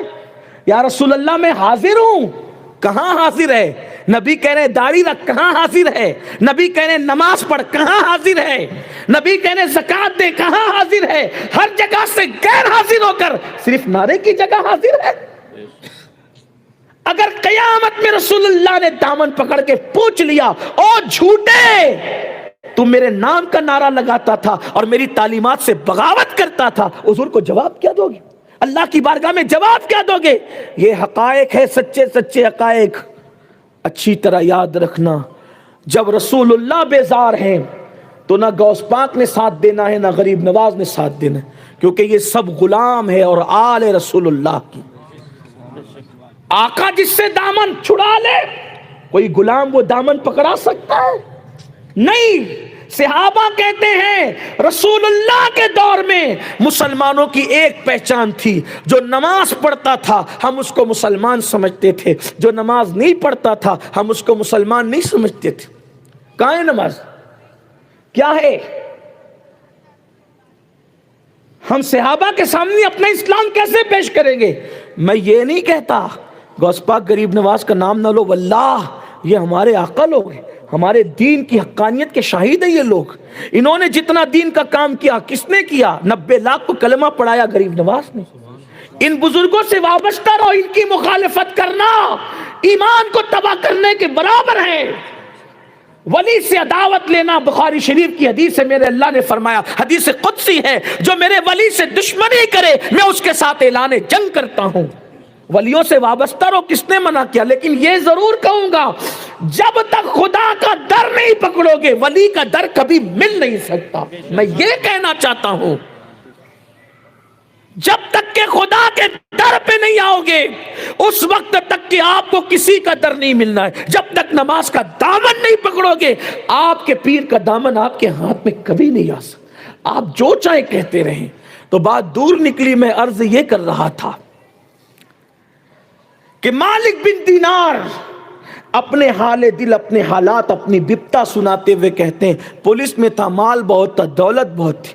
بادشاہ کا سپاہی جو تھا شراب کی عادت پڑ گئی، میں شرابی بن گیا. کہتے اتنا شراب پیتا تھا کہ شراب کے نشے میں دھت رہتا تھا. اور یاد رکھیے شراب وہ چیز ہے کہ اللہ کے رسول علیہ الصلوۃ والتسلیم نے فرمایا جس نے شراب پیا اس نے توریت کا انکار کیا، انجیل کا انکار کیا، حتیٰ کہ اس نے قرآن کا انکار کیا. اگر شراب کا ایک گھونٹ کوئی پی لے اور توبہ کے بغیر مر جائے تو وہ اس حالت میں اپنی قبر سے اٹھے گا کہ اس کا چہرہ یا تو سور کی طرح ہوگا یا تو بندر کی طرح. آج نشہ بھی بڑھتا جا رہا ہے اور جان بوجھ کر مسلم بستیوں میں لوگ نشہ بیچ رہے ہیں، بلکہ مسلمان خود بیچ رہے ہیں نشے کی چیزیں. مالدار بننا ہے، ایزی منی کے چکر میں لوگ مسلم محلوں میں. آپ سے پوچھتا ہوں موت بیچ رہے ہو؟ دولت ہی سب کچھ ہے. ارے دولت تو نچنیے بھی کما لیتے ہیں، دولت تو جسم بیچ کر کے جسم بیچنے والے بھی کما لیتے ہیں. موت بیچو گے؟ اور تم اپنے قوم کے بچوں کو تم نشے کا عادی بنا رہے ہو، نشے کی چیزیں بیچ کر. اگر تمہاری اولاد نشے میں پڑے گی تو کہاں جاؤ گے؟ شیشے کے گھر میں بیٹھ کر کے مٹی کے گھر والوں پہ تم پتھر پھینک رہے ہو، تمہارا شیش محل چکنا چور نہیں ہو جائے گا. ارے جنہوں نے حلال کمایا وہ دنیا سے کیا لے گئے اور تو حرام کما کے کیا لے جائے گا؟ کیوں حرام کے چکر میں پوری قوم کو تباہ کر رہے ہو؟ اور اپنے جوانوں سے کہتا ہوں نشے سے خود بھی بچو، اور جو نشہ کرتے ہیں उनसे बचो, उनसे दोस्ती ना करो, उनसे दूर रहो, वरना वो भी तुम्हें नशे का आदमी बना देंगे। और याद रखना, जो नशा करता है न वो दुनिया का रह जाता है, न वो आखिरत का रह जाता है।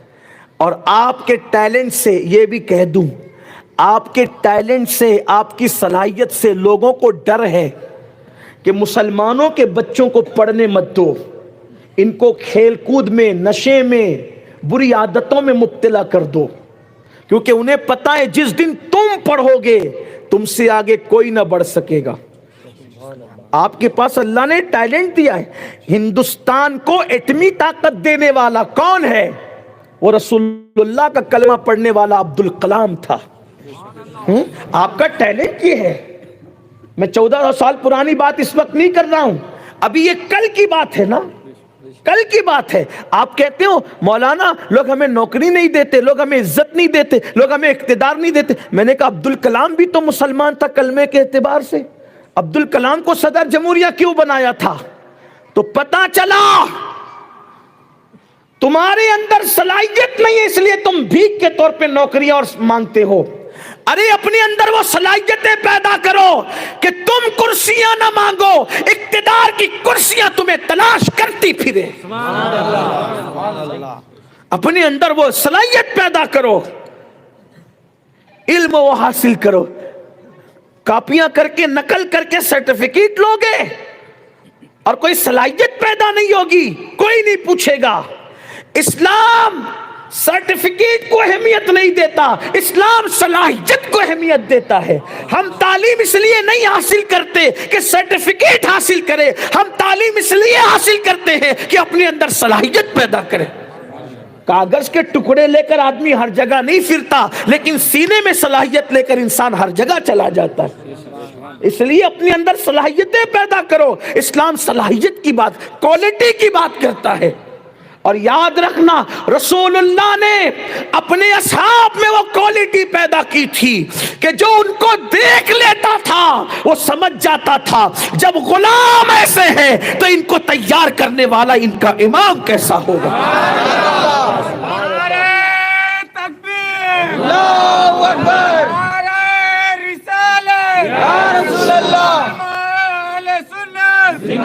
अल्लाह ने आपको बहुत टैलेंट दिया है, बहुत सलाहियत दी है, इसलिए खेल कूद में पढ़ोगे, रमी में पढ़ोगे, मोबाइल में पढ़ो।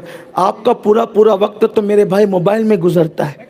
एक खिलौना दुनिया ने हाथ में दे दिया, न तालीम है, न पढ़ाई है, न लिखाई है, न इबादत है, न बीवी को टाइम देना, न बच्चों को टाइम देना, न घर वालों को टाइम देना, बस एक ही चीज़ में लगे हुए हो, मोबाइल मोबाइल मोबाइल। ये भी तो नशा है। शराब का नशा अपनी जगह, ये नशा तो उससे बड़ा दिखता है मुझे, इसलिए कि शराबी कभी तो नशे से बाहर आता है, लेकिन जिसको मोबाइल का नशा है वो कभी बाहर नहीं आता। वो मस्जिद में भी उसी नशे में है, वो घर में भी उसी नशे में है, वो नमाज में भी उसी नशे में है।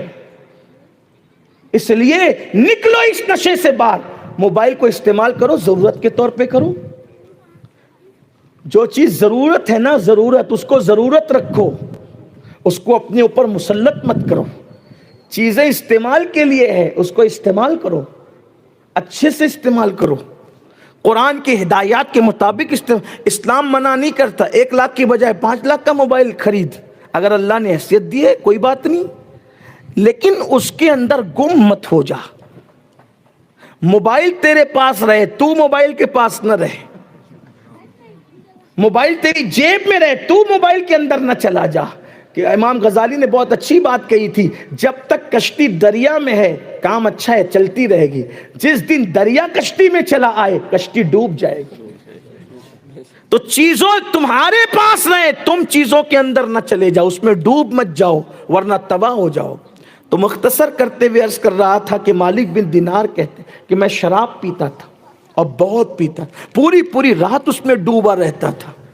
एक रात शबे बारात आई, अभी शबे बारात गुजरी, शबे बारात आई, शबे बारात में मैंने शराब पी।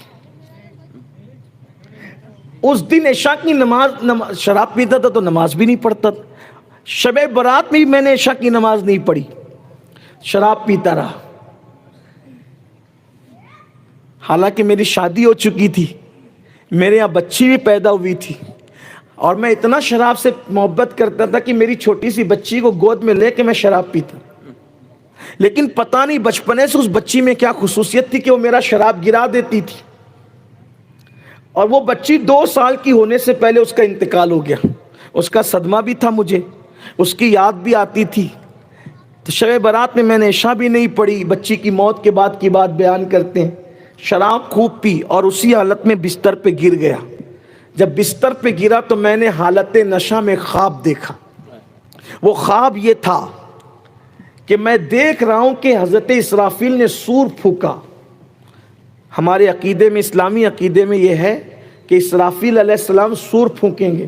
اس آواز سے سب لوگ اپنی اپنی قبروں سے اٹھیں گے اسی آواز کو سن کر. تو مالک بن دینار کہتے ہیں کہ میں نے خواب میں دیکھا کہ اسرافیل علیہ السلام نے سور پھونکا اور لوگ اپنی اپنی قبروں سے باہر نکلے, تو میں بھی اپنی قبر سے باہر نکلا. جب میں اپنی قبر سے باہر نکلا میں نے خواب میں میدان محشر دیکھا. تو میں نے دیکھا کہ ایک خوفناک آواز میرے پیچھے سے آ رہی ہے. میں نے پیچھے مڑ کر کے دیکھا, ایک بھیانک اژدہا تھا, سانپ, جو منہ کھولے ہوئے میری طرف آ رہا تھا. میں اس کو دیکھ کر کے بھاگا. جب میں آگے کی طرف بھاگا تو میں نے دیکھا کہ سامنے سے خوبصورت سا حسین چہرے والا ایک بوڑھا دکھا جو سفید لباس پہنے ہوئے بہت حسین و جمیل تھا. میں نے کہا بابا مجھے بچا لے. اس نے کہا کہ میں کمزور ہوں مالک, میں تجھے نہیں بچا سکتا اتنے طاقتور سانپ سے. البتہ تو نے مجھے بچانے کے لیے کہا ہے, بچا نہیں سکتا لیکن تیری رہنمائی کر سکتا ہوں. آگے بھاگ, ہو سکتا ہے بچنے کی کوئی صورت مل جائے. مالک بن دینار کہتے ہیں وہ سانپ مجھے منہ کھول کر بھگا رہا تھا, میں اس کے آگے آگے بھاگ رہا تھا, وہ میرے پیچھے پیچھے تیزی سے آ رہا تھا. میں نے جہنم کے پہاڑ خواب میں دیکھے, میں نے جہنم کی آگ خواب میں دیکھی, میں نے جہنم کے عذابات خواب میں دیکھے جو بڑے خوفناک اور بھیانک تھے. حتیٰ کہ میں آگ میں گرنے کے قریب پہنچا تو اس وقت ایک آواز غیب سے آئی, یہ جہنمی نہیں ہے, اس کو بچا لیا جائے. تو ویسے ہی جب آواز آئی تو میں بچ گیا. پھر میں آگے کو بھاگا, کسی نے کہا اور آگے جا. جب میں آگے کی طرف گیا تو میں نے دیکھا ایک چاندی کا پہاڑ ہے جو بہت خوبصورتی سے تراشا گیا ہے. اس سے خوشبو کی لپیٹیں آ رہی ہے جس سے مشام جاں معطر ہوتے ہیں اور اس پہ پردے خوبصورت لٹکے ہوئے ہیں. کسی نے کہا اس کے اندر چلا جا, یہاں مسلمانوں کی امانتیں رکھی ہے, ہو سکتا ہے تیری بھی کوئی امانت یہاں ہو. تو کہتے ہیں کہ جب میں اس پہاڑ کے قریب گیا پیچھے سے تو وہ اژدہا منہ کھولے آ رہا تھا. فرشتوں کو میں نے خواب میں دیکھا, انہوں نے وہاں سے پردے ہٹائے, مجھے اندر لے لیا. جب اندر لے لیا تو میں سانپ سے محفوظ ہو گیا. میں نے چھوٹے چھوٹے خوبصورت بچے دیکھے. میں نے کہا بچوں تم کون ہو؟ تو ان بچوں نے کہا جو مسلمانوں کے بچے نابالغ کی عمر میں مر جاتے ہیں, سن بلوغ کے پہنچنے سے پہلے مر جاتے ہیں, بالغ ہونے سے پہلے مر جاتے ہیں, تو ان کو یہاں رکھا جاتا ہے, وہ اپنے ماں باپ کا انتظار یہاں کرتے ہیں. تو مالک بن دینار کہتے ہیں میرے ذہن میں آیا میری بھی تو ایک بچی 2 سال کی ہونے سے پہلے انتقال کر گئی تھی, کیا وہ بھی یہاں ہوگی؟ اتنا سوچنا تھا تو میں نے دیکھا سامنے ایک سونے کا پلنگ ہے یا سونے کا جھولا ہے, اس میں ایک بچی جھول رہی ہے. میں نے غور سے دیکھا تو وہ میری بچی تھی. میرے ان بھائیوں سے اور بہنوں سے کہتا ہوں اگر نابالغ عمر میں بچے مر جائے تو غم نہ کیا کرو, گویا کہ تم اپنی امانت اللہ کے پاس دے رہے ہو اور وہ بچے قیامت کے دن تمہاری شفاعت کریں گے. مالک بن دینار کہتے ہیں وہ بچی اس سونے کے پلنگ یا جھولے سے جھول رہی تھی, مجھے دیکھا, چھلانگ لگا کر میری گود میں آ گئی اور میری گود میں ایسے بیٹھ گئی اور جیسے وہ دنیا میں میری گود میں بیٹھتی تھی, مگر وہ بول نہیں پاتی تھی اس وقت. آج وہ بول رہی تھی اور میری طرف منہ کر کے کہہ رہی تھی ابا بہت شراب پیتے ہو, بہت گناہ کرتے ہو, میں تمہارے اس گناہ کی وجہ سے یہاں دکھی رہتی ہوں. ابا کیا وہ وقت نہیں آیا کہ آپ شراب چھوڑ کر توبہ کر لیں اور اللہ کی بارگاہ میں پلٹ جائیں؟ ابا چھوڑ دیجئے نا شراب, ابا چھوڑ دیجئے نا گناہ, اللہ کی طرف پلٹ آئیے نا ابا. جب میری بیٹی یہ کہنے لگی اللہ اکبر تو اس کا اثر میرے دل پہ یہ ہوا. میں نے کہا بیٹی وہ अज़दहा कौन था? कहा अब्बा वो आपके बुरे आमाल थे। कहा वो बूढ़ा कौन था? बहुत खूबसूरत। कहा अब्बा वो आपके नेक आमाल थे, आपने नेक आमाल थोड़े कि इसलिए वो कमज़ोर शक्ल में दिखाए गए, और वो अज़दहा आपके गुनाह ज़्यादा हैं इसलिए बड़ी शक्ल में दिखाए गए। अब्बा तौबा कर लो इससे पहले कि मौत आ जाए। कहा मेरी बेटी के ये जुमले सुनकर मैं मुतासिर हुआ, और जैसे ही ख्वाब से मेरी आँख खुली मैं नशे के बाहर था, शब बारात थी, मैंने अल्लाह से कहा अल्लाह मुझे माफ़ कर दे, और खूब रोया।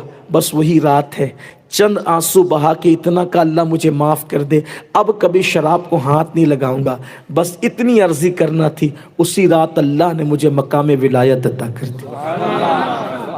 अल्लाह की शान। आओ हम भी पलटे, वापस हों। ज़िंदगी की हर खुशी मिलेगी, गुनाह छोड़ दो। ज़िंदगी का हर मसला हल होगा, गुनाह छोड़ दो। अल्लाह की नाफरमानी छोड़ दो, देखना उसकी रहमत की बारिश कैसे छमाछम बरसेगी। और नौजवानों जो जवानी में तौबा कर ले, मेरे आका फरमाते हैं अल्लाह ताला 40 दिन तक आसमान में नूर की किंदीलें जलवाता है। फरिश्ते एक दूसरे से कहते हैं एक जवान ने तौबा की है, उस खुशी में अल्लाह ने आसमानों में नूर की किंदीलें जला दी। आइए तौबा करें, वो तौबा नहीं जो रस्मी हो, वो तौबा जो हकीकी हो। मस्जिदों को आबाद करें, सही उल अकीदा खुश अकीदा इमाम के पीछे पाबंदी के साथ जमात से नमाजें पढ़ें। हो सके तो चेहरों पे दाढ़ियाँ सजाएं, हो सके तो गुनाह छोड़ दे। मैं जाते जाते ये अर्ज़ करूं, आप लिबास कोई पहने, मैं लिबास पे कोई जोर नहीं देता, आप लिबास कोई पहने, आप किसी भी गार्डन में तफरी करें, आप कितनी भी कीमती बाइक चलाएं, ज़िंदगी को एंजॉय कीजिए, बहुत एंजॉय कीजिए, बहुत आराम कीजिए, बहुत कीजिए। पैसा कमाइए भी, पैसा जमाइए भी, पैसा खर्च भी कीजिए। आप अच्छे से अच्छा लिबास भी पहनिए, पिकनिक पर भी जाइए, सब कीजिए। बस एक काम मत कीजिए, अल्लाह की नाफरमानी मत कीजिए। बाकी ज़िंदगी का हर लुत्फ़ उठाइए। हमारे मज़हब ने जितनी इंजॉय करने की इजाज़त दी है, इतना इंजॉय किसी मज़हब ने करने की इजाज़त नहीं दी है। अगर आप ये सोचते हैं कि मैं तौबा करके अल्लाह की तरफ पलटूंगा तो क्या मैं बीवी को बाइक पे लेके घूम नहीं सकूंगा? यही हमारी एक गंदी सोच है। अरे जब अल्लाह के रसूल अपनी बीवियों को अपनी सवारी पर लेकर चल सकते हैं तो क्या मुसलमान अपनी बीवी को बाइक पे लेके नहीं चल सकता? असल में हमें दीन नहीं पता है। हमने दीन क्या समझा है पता है? जो हम लोगों को देखते हैं ना, इधर उधर बिखरी दाढ़ी, गंदे संदे कपड़े, बटन खुले हुए, जरूरत से ज्यादा ऊपर नीचे के कपड़े, और एकदम भद्दे बने हुए, देखने से वहशत तारी हो, सर मुंडे हुए, हम समझते यही दीनदारी है। मेरे अजीज, 1400 साल के बाद के मुसलमान को देखकर दीन मत सीख। अगर तुझे दीन देखना है तो मुस्तफा जाने रहमत की जिंदगी में। आप ये सोचते हैं कि दीनदार बन जाएंगे तो बीवी को आप बाइक पे लेके नहीं घूम सकेंगे, पार्क में नहीं जा सकेंगे। मैं आपको बताऊं, हमारी मुश्किल ये है कि हमने कुरान और सुन्नत से दीन लेने की बजाय हमने हर ऐरे गैरे से दीन लेना शुरू कर दिया। इसीलिए हम सिमट गए, हमारी सोच सिमट गई। मैं अच्छे कपड़े नहीं पहन सकूंगा अगर मैं तौबा करके दीनदार बन गया। मेरे भाई, अल्लाह के रसूल ने पेवन वाला लिबास भी पहना, और अल्लाह के रसूल ने इतना महंगा और कीमती लिबास भी पहना कि 27 ऊंट देकर एक जुब्बा खरीदा। 27 ऊंट देकर एक जुब्बा खरीदा। हवाला देना मेरे जिम्मे पर है, मैं आपको बिल्कुल हवाला दे सकता हूं सीरत की किताब का। 27 ऊंट देकर रसूलुल्लाह ने एक जुब्बा खरीदा, पेवन वाला भी पहना। 27 ऊंट देकर भी मैं समझता हूं कि आज की तारीख में 27 ऊंट की अगर कीमत लगाए तो वो लाखों में जाती है, लाखों में। लोग हमसे कहते हैं वो देखो फलां मुल्क का प्राइम मिनिस्टर रोजाना नया कपड़ा पहनता और इतना महंगा पहनता है। मैंने कहा हम मुतासिर नहीं होते, इसलिए कि कौम के पैसों पर अगर सड़क और गटर के पैसे लोगों के चुरा करके नए कपड़े पहन रहे हो तो कौन सा कमाल कर रहे हो? मेरे नबी ने तो खुद की कमाई पर इससे ज्यादा महंगे कपड़े पहने। हमें क्या मुतासिर करें? हमें कोई मुतासिर नहीं कर सकता। अल्लाह के रसूल ने 27 ऊंट देकर के जुब्बा खरीदा। अब आप सोचेंगे पेवन वाला भी पहना, 27 ऊंट देकर भी पहना, क्यों? وہ رسول غریبوں کے رسول بھی تھے اور وہ مالداروں کے رسول بھی تھے، وہ رعایا کے رسول بھی تھے، وہ بادشاہوں کے رسول بھی تھے، وہ بھیک مانگنے والوں کے رسول بھی تھے، وہ بھیک دینے والوں کے رسول بھی تھے۔ پیون والا اس لیے پہنا تاکہ پیون والا پہننا غریبوں کے لیے سنت ہو جائے، اور 27 اونٹ دے کر مہنگا اس لیے پہنا کہ مہنگا پہننا امیروں کے لیے سنت ہو جائے۔ یہی تو میرے نبی کی شان ہے، ایک ہی ذات میں پوری کائنات سمٹ آ رہی ہے۔ تو آپ یہ سمجھتے ہیں کہ آپ دیندار بن جائیں گے توبہ کر کے تو آپ کوئی انجوائے نہیں کر سکیں گے؟ اللہ کے رسول علیہ السلام حضرت صفیہ کو اپنی سواری پہ بٹھاتے ہیں، اپنی اونٹنی پر آگے بٹھاتے ہیں۔ توجہ کرنا، گویا کہ اپنی سواری پر اپنی بیوی کو بٹھانا اس اعتبار سے یہ بھی سنت ہے۔ جب خیبر سے پلٹنے لگے تو اماں صفیہ کو حضور علیہ السلام نے اپنی اونٹنی پہ بٹھایا، اور چونکہ وہ جنگ کا ماحول تھا، خیبر میں کئی دن کی جنگ تھی، اور چونکہ جہاں سے جنگ ہو رہی تھی وہیں کی وہ بیٹی تھی، تو جنگ کے ماحول میں کون سوتا تھا؟ بہت تھکی ہوئی تھی۔ حضور علیہ السلام کی بارگاہ میں وہ کنیز بن کر آئی تو سرکار نے فرمایا اگر تم چاہو تو ہم تمہیں آزاد کر دیں، اپنے گھر چلی جاؤ، سردار کی بیٹی ہو، اپنے باپ کی چلی جاؤ واپس، اور اگر تم چاہو تو آزاد کر کے ہم تمہارے ساتھ ہم خود نکاح کریں گے۔ تو صفیہ حضور کو دیکھ چکی تھی، بڑے خوبصورت تھے میرے نبی، بڑے حسن والے تھے میرے نبی، واللہ کائنات میں اللہ نے کسی کو وہ حسن دیا ہی نہیں۔ ہاں، اور حسن تو اپنی جگہ تھا، پھر اخلاق، جب بات کرتے تھے تو ایسا لگتا تھا جیسے موتیاں جھڑ رہی ہے، ہنستے تھے تو یوں لگتا تھا جیسے نور کی کرنیں نکل رہی ہیں، پسینے میں خوشبو آتی تھی، گلیاں مہک جاتی تھی، زلفیں جب کانوں کو لگتی تھی تو ایسا لگتا تھا جیسے چاندی پر اللہ اکبر کسی نے سیاہ چادر ڈال رکھی ہو، اور موتیوں کی طرح دانت جمے ہوئے تھے، اونچی خوبصورت گول سی ناک تھی، گول سا چہرہ تھا، بھویں پتلی سی باریک سی ایک دوسرے سے ملی بھی معلوم ہوتی تھی، رخسار بالکل اعتدال پر تھے، بڑی بڑی خوبصورت آنکھیں، بغیر سرما لگائے ہوئے سرمگی تھی، اور اس میں سرخ ڈورے، ایسا لگتا تھا جیسے گلابی گلابی آنکھ، رنگ ایسا چمکدار، اللہ اکبر، کہ جس سے تاریک دل جگمگانے لگتے تھے۔ بلکہ یہ کہوں کہ کائنات کا اگر سارا حسن سمٹ کر کسی ایک ذات میں جمع ہو سکتا تھا تو اسے محمد الرسول اللہ کی ذات کیسے؟ حضرت امیر خسرو نے ان کو عالم رویا میں دیکھا تو ان کا نقشہ یوں کھینچا، پری پیکر نگارے سرو قد لالا رخسارے، پری پیکر نگارے سرو قد لالا رخسارے، سراپا آفت دلبود شب جائے کے من بودم۔ اور میرے امام کہتے وہ کمال حسن حضور ہے کہ گمان نقص جہاں نہیں، یہی پھول خار سے دور ہے، یہی شمع ہے کہ دھواں نہیں، کروں تیرے نام پہ جاں فدا، نہ بس ایک جاں دو جہاں فدا، دو جہاں سے بھی نہیں جی بھرا، کروں کیا کروڑوں جہاں نہیں۔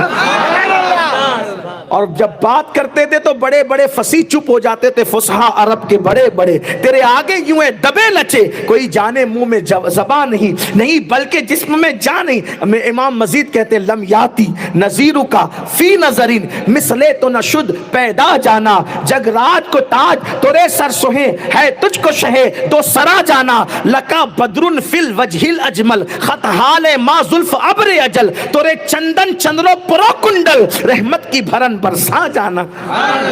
ان کی زلفیں، ان کی ناک، ان کی ادائیں بڑی عظیم تھی۔ تیری سیرت، تیری صورت زمانے سے نرالی ہے، تیری ہر ادا پیارے دلیل بے مثالی۔ کسی مذہب کا قائد اتنا خوبصورت نہیں تھا جتنا حسن اللہ نے ہمارے نبی کو عطا فرمایا۔ صحابہ کہتے ہیں اگر اللہ اپنے نبی پہ قرآن نازل نہ بھی کرتا تو حضور کو اتنا خوبصورت بنایا تھا کہ لوگ حضور کا صرف چہرہ دیکھ کر مسلمان ہو جاتے۔ ان کا رخ انور ایسا تھا۔ تو अम्मा सफ़िया को हुजूर ने फरमाया निकाह से पहले, चाहो तो हम तुम्हें आज़ाद कर दें, अपने घर चली जाओ अपने बाप के पास, या फिर हमारे साथ रहना चाहो तो हम तुम्हें इज्जत देंगे क्योंकि तुम सरदार की बेटी हो, तुम्हारे साथ निकाह कर लेंगे। तो वो सोने में लदी हुई थी, चूँकि सरदार की बेटी थी, हुजूर को देख कर हुजूर पे फिदा हो गई। तो कहा कि आपको देखने के बाद कौन वापस जा सकता है, आपको देखने के बाद कौन वापस जा सकता है। मेरे अजीज, हुजूर के पास आए हुए जानवर भी वापस नहीं गए, जानवर भी हुजूर से इश्क करने पे, हुजूर थे ही ऐसे जानवर भी। और हदीस है, एक याफूर नाम का दराज गोश्त था जिसको लोग गधा कहते हैं, हुजूर के यहाँ तोहफे में आया था, हुजूर ने उसको अपनी चौखट पे रख लिया था। जब तक आका हयात रहे हुजूर की गुलामी करता रहा, हुजूर के काम करता रहा। किसी को बुलाना होता तो हुजूर कहते याफूर जा फलां को बुला ला, तो वो दरवाजे पे जाके खड़ा हो जाता और मुंह मारता, सहाबा समझ जाते हुजूर बुला रहे। जब आका का विसाल हो गया तो वो इधर उधर दौड़ता फिर रहा था कि ये लोग रो क्यों रहे हैं, तो कान लगाया तो किसी ने कहा हुजूर का विसाल हो गया। वो दौड़ते हुए गया, एक कुएं में छलांग लगा दिया, जान दे दी। मेरा महबूब न रहा तो मैं रह के क्या। देखो, मेरे नबी को जानवर भी देख ले तो प्यार करने में मजबूर हो जाए। तो वो तो इंसान थी ना, और बड़ी अक्लमंद थी वो खातून, सरदार के घर में पली थी, यहूदियों के सरदार के घर। कहा आपको देख करके कौन वापस जाएगा, मैंने नहीं जाना, बाप के पास नहीं जाना, मैंने आपके पास रहना है। हुजूर फरमाते जो हमारे पास रहता फिर हम उसे इज्जत देते हैं। आका ने उनसे निकाह किया और निकाह करके इज्जत ये दी कि अपनी सवारी के आगे उनको बिठाया। तो बहुत थकी थी, जैसे जैसे हवा लगती थी तो सवारी के ऊपर वो यूं करती ऐसे। हालांकि सिर्फ हदीस समझाने के लिए कर रहा हूँ, वरना वो इतनी अजीम हस्ती मेरी औकात क्या, ताकि मेरे नौजवानों को समझ में आए। तो वो बैठी है सवारी पर और यूं करती है, तो हुजूर अपना हाथ बाजू उनके सर पे यूं लगाते हैं और कहते थे सफ़िया सब्र करो, बस अभी मंजिल आ जाएगी। सफ़िया सब्र करो, बस अभी मंजिल आ जाएगी। और इसी तरीके से हुजूर उनको लेकर जा रहे थे। तो अपनी सवारी पर अपनी बीवी को बिठाना ये हमारे मज़हब के ख़िलाफ़ नहीं है, बल्कि इस एतबार से तो हमारे नबी की सुन्नत है। अगर आप सोचेंगे कि मैं तौबा करके अल्लाह वाला बन गया तो मैं पिकनिक के लिए नहीं जा सकता, कहीं सैर व तफरीह के लिए नहीं जा सकता, हमारा कुरान कहता है सीरू फिल अर्द, सैर करो जाओ। और हमारा मजहब सैर को क्यों मना करेगा, क्योंकि हमारे नबी ने वो सैर की है जिसका लोग तसव्वुर नहीं कर सकते। उस सैर को अल्लाह कुरान में बयान करता है, सुबहान अल्लज़ी असरा। हाँ, तो याद रखिए, आप ये ना समझे कि मजहबी होने का मतलब ये है कि हर चीज से आपको रोक दिया जाएगा। नहीं, मजहबी होने का मतलब मुख्तसर में समझा दूं, मजहबी होने का मतलब ये है, ऐसा नहीं आप बाजार नहीं जा सकेंगे, बिजनेस नहीं कर सकेंगे, तिजारत नहीं कर सकेंगे, आप पिकनिक पे नहीं जा सकेंगे, आप आइसक्रीम नहीं खा सकेंगे, आप अच्छी ग़िज़ाएं नहीं खा, ये मजहबी होने का कोई तसव्वुर नहीं है। मजहबी होने का मतलब ये है तुम सब कुछ कर सकते हो, बस अल्लाह की नाफरमानी मत करना। यही मजहब है, इसी का नाम मजहबियत है। बाकी आप जितना अच्छा लिबास पहने, जितनी अच्छी सवारी इस्तेमाल करें, जितना अच्छा मोबाइल इस्तेमाल, बस यही।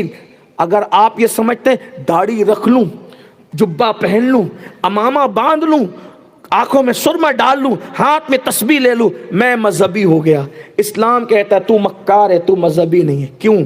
अगर इस लिबास में तू पाप कर रहा है तो तू मुनाफिक है, मक्कार है। और तेरा लिबास कैसा ही है और तू गुनाह नहीं करता, तेरी तन्हाइयां खुदा के जिक्र से आबाद है, तो तू जुब्बा पहनने वाले से बड़ा मजहबी है।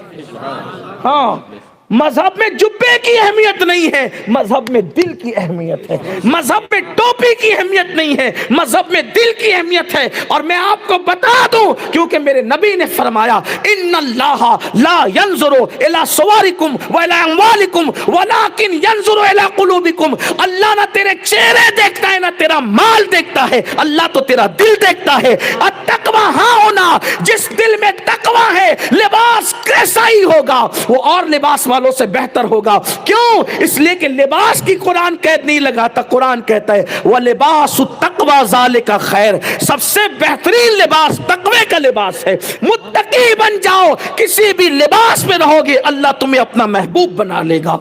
मुत्तकी तकी बन जाओ, जो भी जायज़ काम करोगे अल्लाह तुम्हें महबूब बना लेगा। आपको बताऊं, आप ये ना समझें कि मैं मजहबी बन जाऊंगा तो मेरे पास दौलत जमा करना मुश्किल होगी।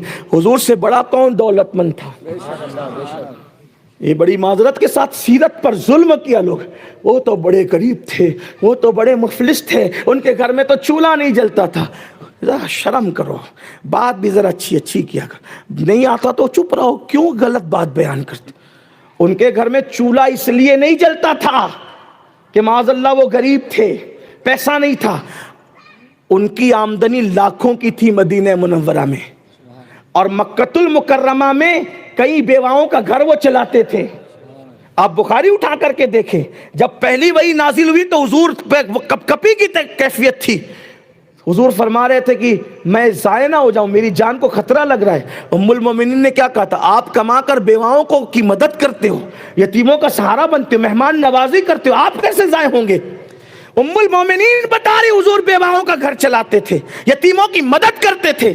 तो फिर हुजूर के घर में फाका क्यों होता था? मक्के में या मदीने मुनव्वरा में तो दौलत और थी, लाखों की आमदनी थी हुजूर अलैहिस्सलाम की। फिर फाका कशी क्यों थी? इसलिए थी कि अगर हुजूर अलैहिस्सलाम फाका कर रहे थे तो इख्तियार की बुनियाद पे, क्योंकि अगर वो शाहाना ज़िंदगी गुजारते तो गरीब लोग कहते नबी के लिए तो, नबी तो मालदार थे, हमारे पास दौलत नहीं, हम नबी की सुन्नतों पे क्या अमल करें? तो हुजूर ने अच्छा खाना खाकर मालदारों के लिए सुन्नत बना दिया और फाका कशी करके गरीबों की गुर्बत पे पर्दा डाल दिया। यानी अगर कोई फाके से हो तो लोग उसका मजाक ना उड़ाएं, क्योंकि हुजूर फाके से क्यों है? इख्तियार की बुनियाद पे, पैसे नहीं इसलिए नहीं, इख्तियारी फाका है। क्यों? क्योंकि अगर मुझसे कोई पूछे अमीनुल कादरी खाना खाया, तो कहूँ कि नहीं आज फाके से हूँ, तो लोग मेरा मजाक न उड़ाए, इसकी औकात है कि भूखा फिरता है? नहीं, बल्कि नबी ने फाका किया।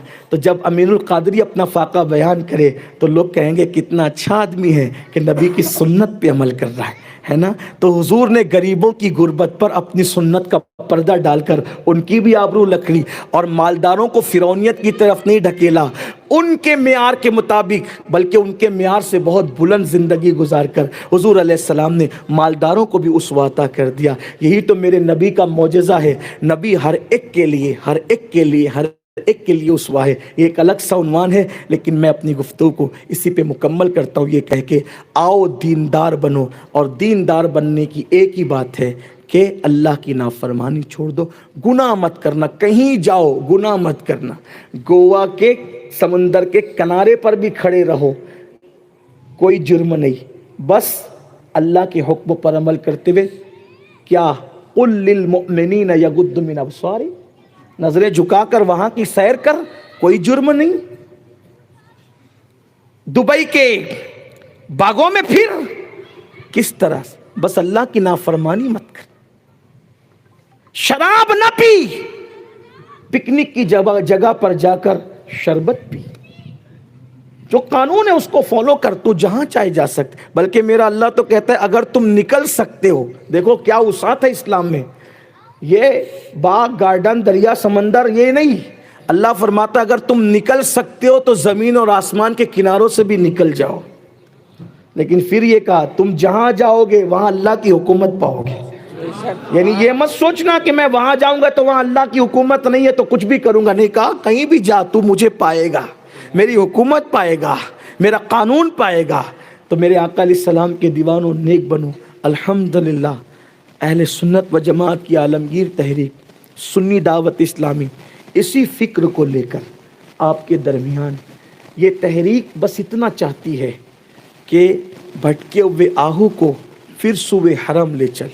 ये तहरीक न सियासतदानों की तहरीक है, न शख्सियत परस्तों की तहरीक है, न ओट न नोट की तहरीक है। इस तहरीक का मकसद ये है कि पूरा पूरा दीन लोगों के सामने पेश किया जाए। 5-6 पॉइंट हम लेकर नहीं आए हैं, हम पूरा दीन लेकर आए। पूरा दीन, पूरे दीन पे अमल करो, पूरे मज़हब पे अमल करो और याद रखो अल्लाह से अपना रिश्ता जोड़ो। सुन्नी दावत इस्लामी यही करना चाहते। तहरीक का मकसद है अल्लाह रसूल से दूर होने वाले लोगों को अल्लाह उसके रसूल से करीब कर दिया जाए, इसी में हमारी आफियत है। अल्लाह मुझे आपको सबको अमल की तौफीक दे। गुफ्तगू के दरमियान कोई गलती हो तो अल्लाह माफ़ फरमाए। अस्तगफिरुल्लाह रब्बी من کل ذنب واتوب الیہ. کب ہوتا ہے؟ ہر سنڈے کو مسجد وطن باغ، ہر اتوار کو مسجد وطن باغ میں بعد نماز عشاء سنی دعوت اسلامی کا ہفتہ واری اجتماع ہوتا ہے. آپ اس اجتماع میں شریک ہو، دین سیکھیں، دین پہ عمل کریں.